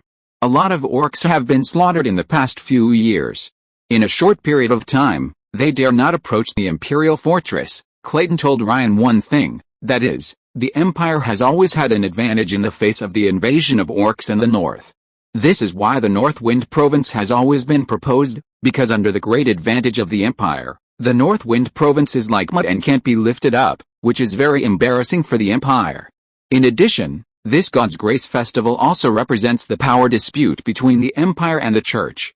The Empire wants to strive for more interests and allies. The Lord system was born for this reason. You will go to the imperial capital with me at that time.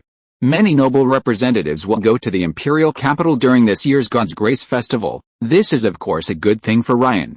Because the nobles who have separated from the family, in addition to the land economic source, the biggest source of income is the trade with the original family after the separation.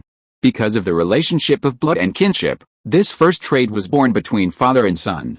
According to the size of the Clayton family, the resources of the frozen land can be traded with the Clayton family, so that Ryan's frozen land can have the first pot of gold to develop the territory.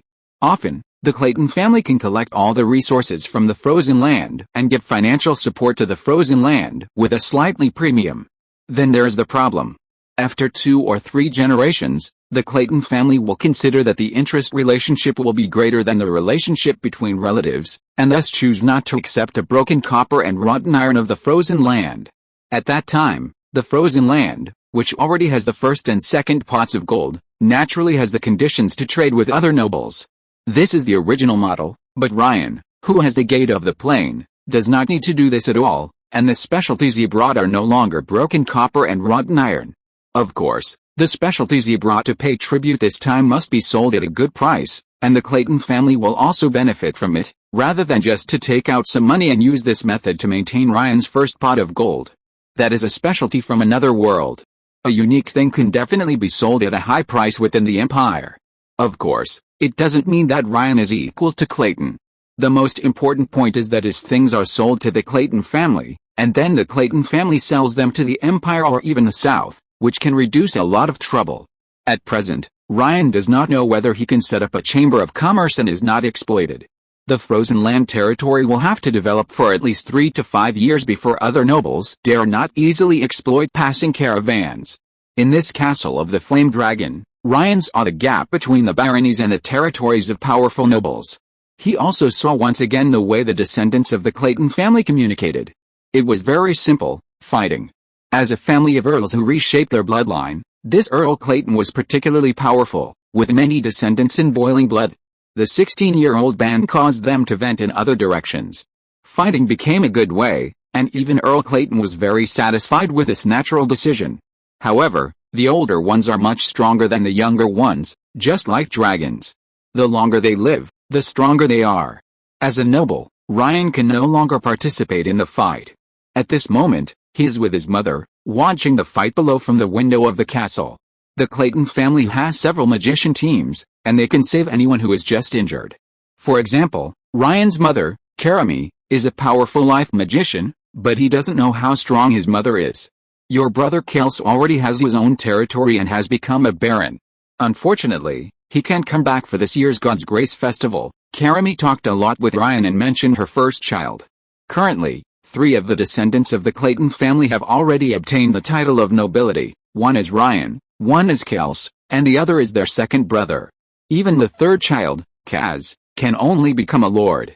As for the eldest, he is naturally the future Earl of Clayton. But Ryan thinks that the eldest may have to stay in this position for a long time.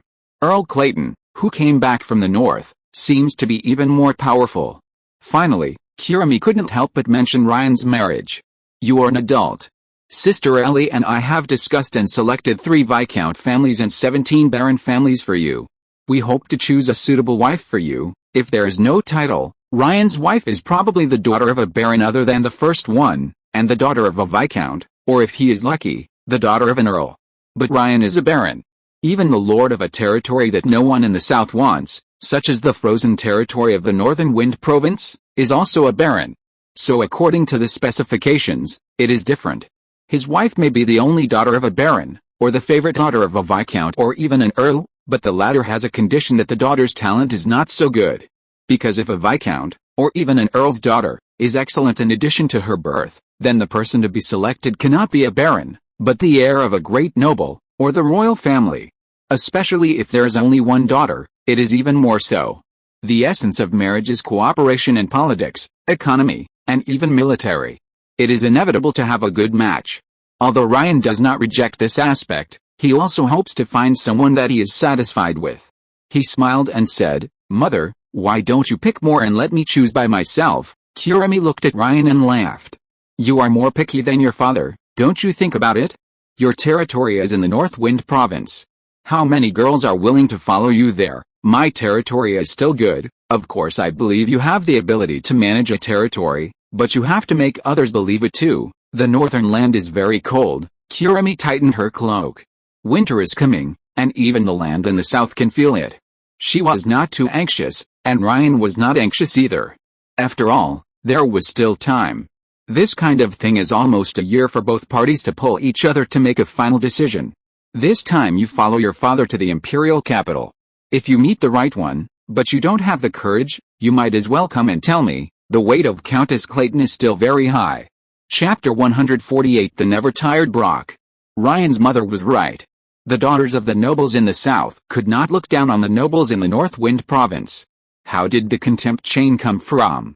To a large extent, it came from the mouths of these women. The noble ladies in the North Wind Province always had to wear more warm clothes, but the ladies in the south were much more refined. Not to mention other things, they could not compare with the south in terms of daily life and servants. This was inevitable. In the cold winter, people could not survive, so who would care about how to live exquisitely? Of course, it was not just the difference in regional environment. The nobles in the North Wind Province often appeared there to try to rise again because their families were lonely. They were in the south, and they could not compare with other nobles who occupied fertile land.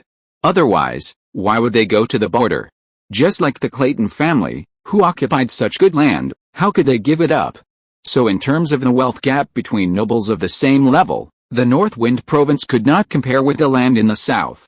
If the nobles in the south mentioned a noble they knew in the North Wind province, the first thing they would think of was that this family was right next to us in the south, but their strength and wealth were not strong enough to gain a foothold in the south, so they had to go to the North Wind province to fight.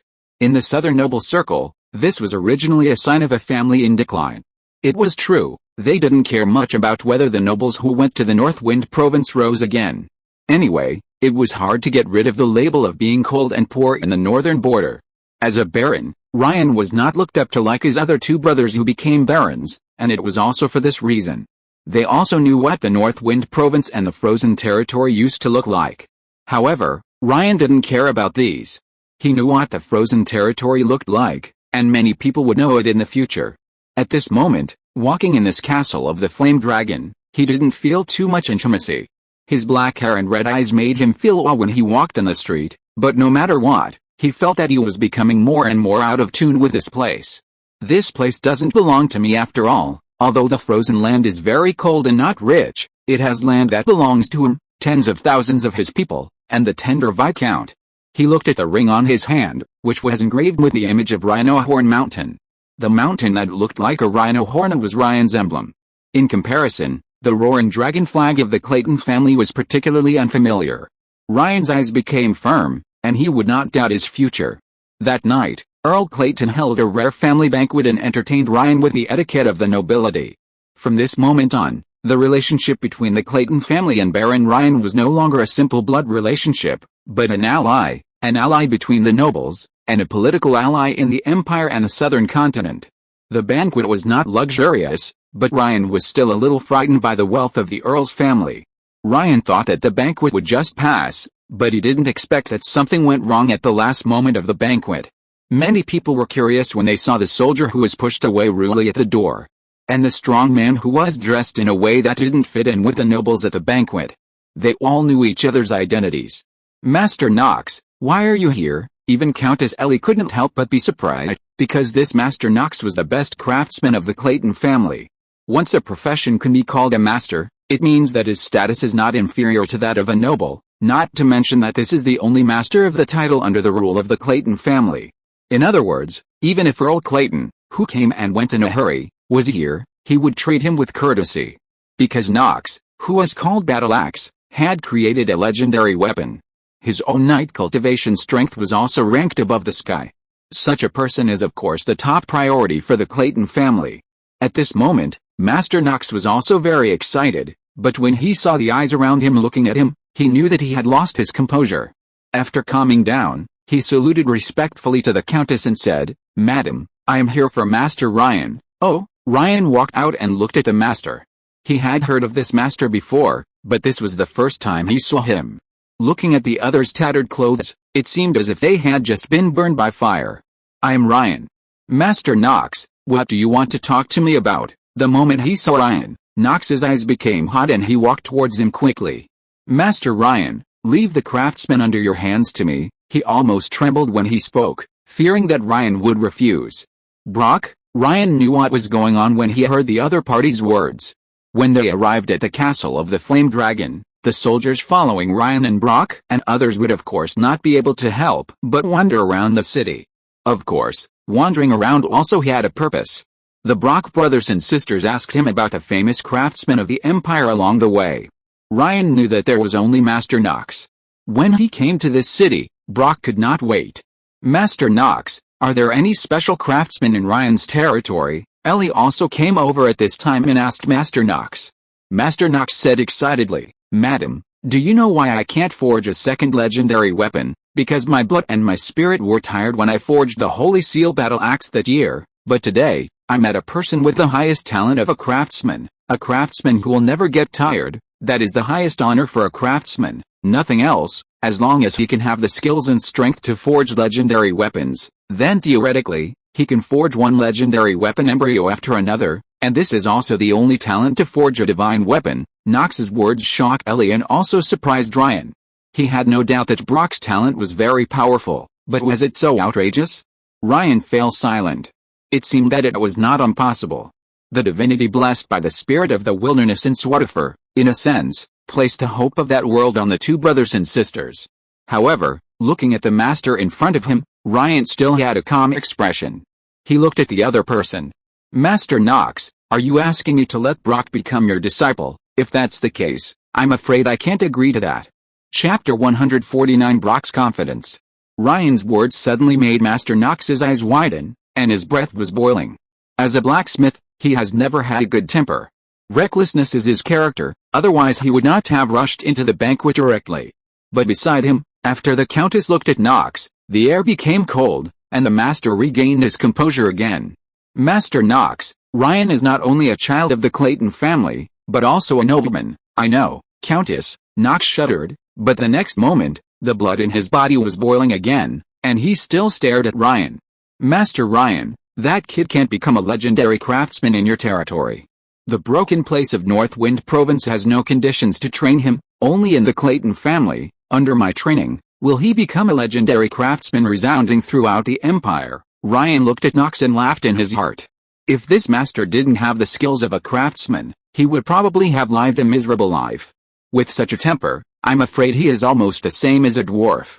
However, thinking of the rumors that this master seemed to have been an apprentice in the workshop of dwarven craftsmen, it seems understandable. Brock is my follower and the chief craftsman in my territory. Master, do you know what this means? Knox looked at Ryan, his eyes wide open, and asked blankly, what? Ryan shook his head and sighed. Put it another way, Master Knox, do you really think you can teach Brock in terms of skills? Ryan's words touched the master's reverse scale at this moment. Ryan boy, what do you mean? I am Great Axe, a master craftsman recognized by the Empire. As long as the legendary weapons I forge have been baptized, I am a true legendary craftsman. How dare you question my skills? Knox became furious at this moment. The power in his angry body seemed to lead the surrounding earth to press towards Ryan. This master is very powerful. Ryan was shocked. As a blacksmith, he looked so capable. Beside him, the Countess's face finally turned cold. The next moment, ice crystals dotted the void. In a breath, Master Knox was sealed by ice crystals. Ryan could even see the master's frozen angry face. He finally looked at this mother who was not his biological mother in shock. Legend? No, it shouldn't be that way. If the Countess had the talent and qualifications of a legend, she shouldn't have given birth to so many children in the Clayton family. After all, every birth is a big or small loss of origin for a supernatural person like a magician. So the credit of the sanctuary magician and this castle? Ryan quickly understood that this was the castle of the Clayton family. There were dense secret patterns. Not to mention how much the Countess could control, at least it was easy to use the power of the secret patterns to strengthen her magic. Carry Master Knox down, some soldiers ran up quickly. They seemed to be accustomed to this scene. Perhaps this was not the first time Master Knox was frozen. Lion, don't worry about him. Master Knox was just a little reckless, the Countess said. Don't worry, Mother. I won't blame him. Hearing this, many people around looked a little strange. But is the craftsman he mentioned real, the tireless craftsman? This should be the most easily born talent among the dwarves. Ellie was also very curious. How could such a big treasure be seen by Ryan? Maybe, early the next morning, Ryan found Brock squatting in a craftsman's workshop, and Etria next to him. Knox was wrong. There were not one but two tireless craftsmen.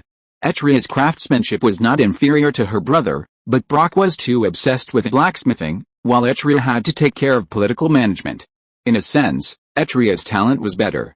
But as a pure craftsman, Brock's future in this area might be more extreme. How is it? What do you think about the blacksmithing skills of the Clayton family? Hearing Ryan's words, Etria turned around, while Brock still stared at the blacksmiths who were hammering. It's quite good. There are many techniques and methods in it that can bring us some breakthroughs in skills, but Etria shook his head. Even so, they are still too bad. As if hearing Etria's comments, one of the blacksmiths in front couldn't keep steady and hammered the wrong place without paying attention. In an instant, the embryo of a weapon became a defective product. But he looked at Etria with a bloody face, but didn't dare to say anything. The craftsmen are confident in their own memories, but yesterday, not only did they fail to abide by the rule that outsiders cannot peek, but they were also abused by the sharp words of the brother and sister, and they didn't dare to refute them at all. Master Knox came to me yesterday and wanted to take Brock as his disciple and teach him the craft of forging legendary weapons. What do you think about this? Ryan still had to respect the attitudes of these two, or he did not regard them as his followers. He was just confident that his strength could guarantee the loyalty of his followers. After hearing about Nox and about himself, Brock finally turned around and said with a loud and disdainful voice, "That old guy is no longer good. His skills are not even as good as mine. I lost yesterday because I had never touched extraordinary materials in the wilderness, and he said he had forged legendary weapons, but with his forging skills yesterday, he definitely couldn't do it. He is no longer at his peak, if it's just a competition of skills." Brock stretched out a hand and raised his head. "I beat him with one hand. What we lack now is only the understanding of extraordinary materials. Lord, if you can give me enough extraordinary minerals, I can forge legendary weapons quickly." Ryan's eyes lit up and he laughed. "Okay, Brock, Etria, this time when we go to the imperial capital, we will put the importance of this matter at the forefront, baby." He did not doubt whether Brock, who was taken care of by the spirit of the wilderness, was bragging. Brock's words were heard by Master Nox that day. The master was of course extremely angry, but he remained silent on this matter. Facing the field he was best at, he was not as irritable as he was when facing Ryan yesterday. Chapter 150 Floor Imperial Capital. A month before the arrival of the Divine Grace Festival, Ryan and Count Clayton had already arrived at the imperial capital of the Floor Empire. This is the most prosperous place in the southern land, and it is also known as the place with the richest supernatural powers. The Empire drove away the church, so it would inevitably introduce more supernatural forces, which led to the fact that almost every ordinary person in the imperial capital province, their production conditions are serving the supernatural. The Empire will announce the arrival of the Lord System on the day of the Divine Grace Festival, but Ryan was still a little surprised that Count Clayton had to come to the imperial capital a month ago. Looking at the tall city walls and the various ferocious monsters parked outside the city, everything seemed so magical. He was sure that the establishment of this city was accompanied by a large amount of blood and supernatural means, otherwise in such an era, it would be almost impossible to build a city wall of 60 or 70 meters high, and this imperial capital was also known as the City of Defense Against Gods. Its surface and interior are densely covered with countless lines. As he got closer and could no longer see the full picture of the city wall, Ryan's eyes fell on the bottom, and there was also a small town outside the city wall. However, it is better to say that it is a post station to enter the imperial capital than a small town. Some people and some things cannot enter the imperial capital. They can only wait outside. For example, those magic beast mounts. The nobles and royal families of the imperial capital are unwilling to let these potentially dangerous magic beasts enter the imperial capital, and the civilians are even more so. Ryan did not show too much shock. He was not unfamiliar with the hundreds of magic beasts piled up in his memory. What's more, compared with these magic beasts, the Earl Clayton next to him was riding a dragon. Ryan was already shocked. He never thought that the mount of Earl Clayton would be a dragon. Earl Clayton was not only a dragon slayer, but also a dragon knight. He never knew that this cheap father was so powerful. The oppressive feeling brought by the dragon walking on the earth made Ryan's soldiers follow it at a distance of 100 meters and dare not get close at all, otherwise the mounts under them would collapse because of fear. The dozens of meters long amber dragon made them have no friends on the way from the Clayton family to the imperial capital. Everyone who saw it looked at this weird team with fear and fear. The reason why it was strange was that Ryan rode on Winter and walked quietly side by side with Earl Clayton. This surging wind of the north was not afraid of the dragon power and strength of the amber dragon at all, and walked quietly in front. "Your mount seems to be extraordinary." Earl Clayton was also surprised, and even the amber dragon under him looked over frequently. "This dragon can speak. Boy, how about you eat it for me, Mr. Crossman? This is my partner." Ryan looked at the amber dragon. It must be said that this giant dragon, which has not yet grown up, is only one step away from becoming a legend. The pressure it brings is unimaginable. The surrounding warcraft mounts are either scared to death or struggling and fleeing frantically, causing chaos in this post town. Exhaling hot air from his huge nostrils, the amber dragon named Crossman stared at Ryan and the white horse under him. The next moment, the dragon wings that covered the sky spread and flew into the sky.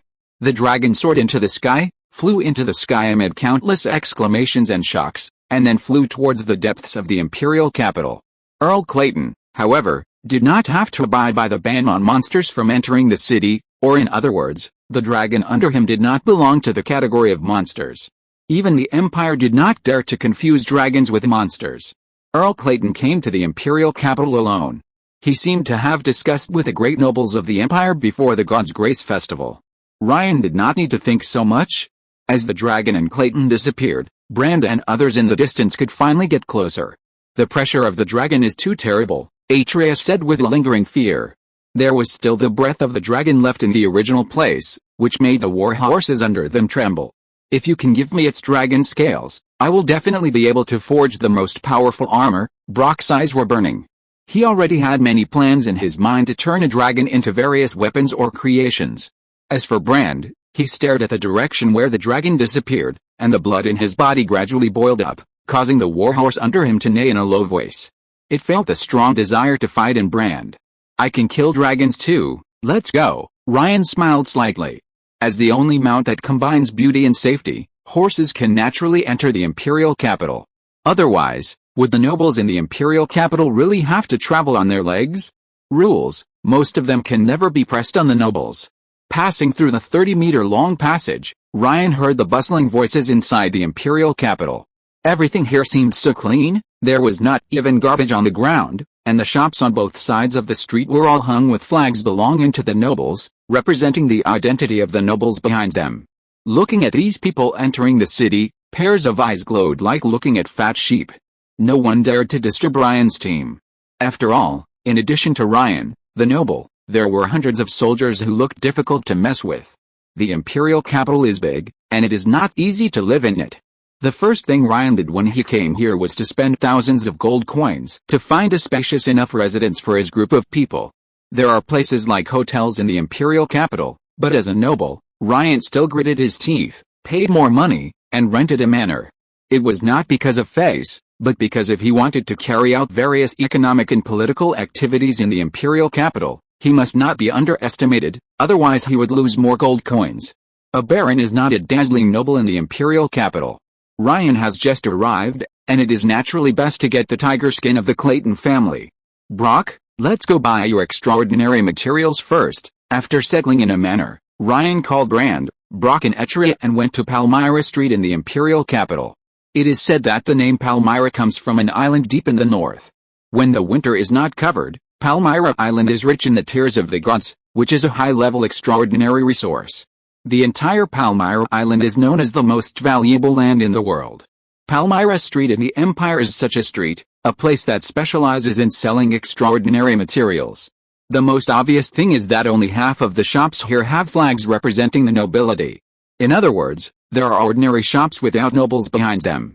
Without the protection of nobles, they can survive in the most prosperous street in the imperial capital, where every inch of land is worth a lot of money and power is supreme. This already explains the problem. Regardless of whether there is noble protection or not, the owners behind these shops are all powerful, extraordinary people. They are adventurers in the world. End of this chapter. Thank you very much for reaching the end. Don't forget to like. Looking for more exclusive content and immediate access? Subscribe to our Patreon. Remember, every like, subscription, or donation encourages us to continue. Thanks to everyone, see you in the next video.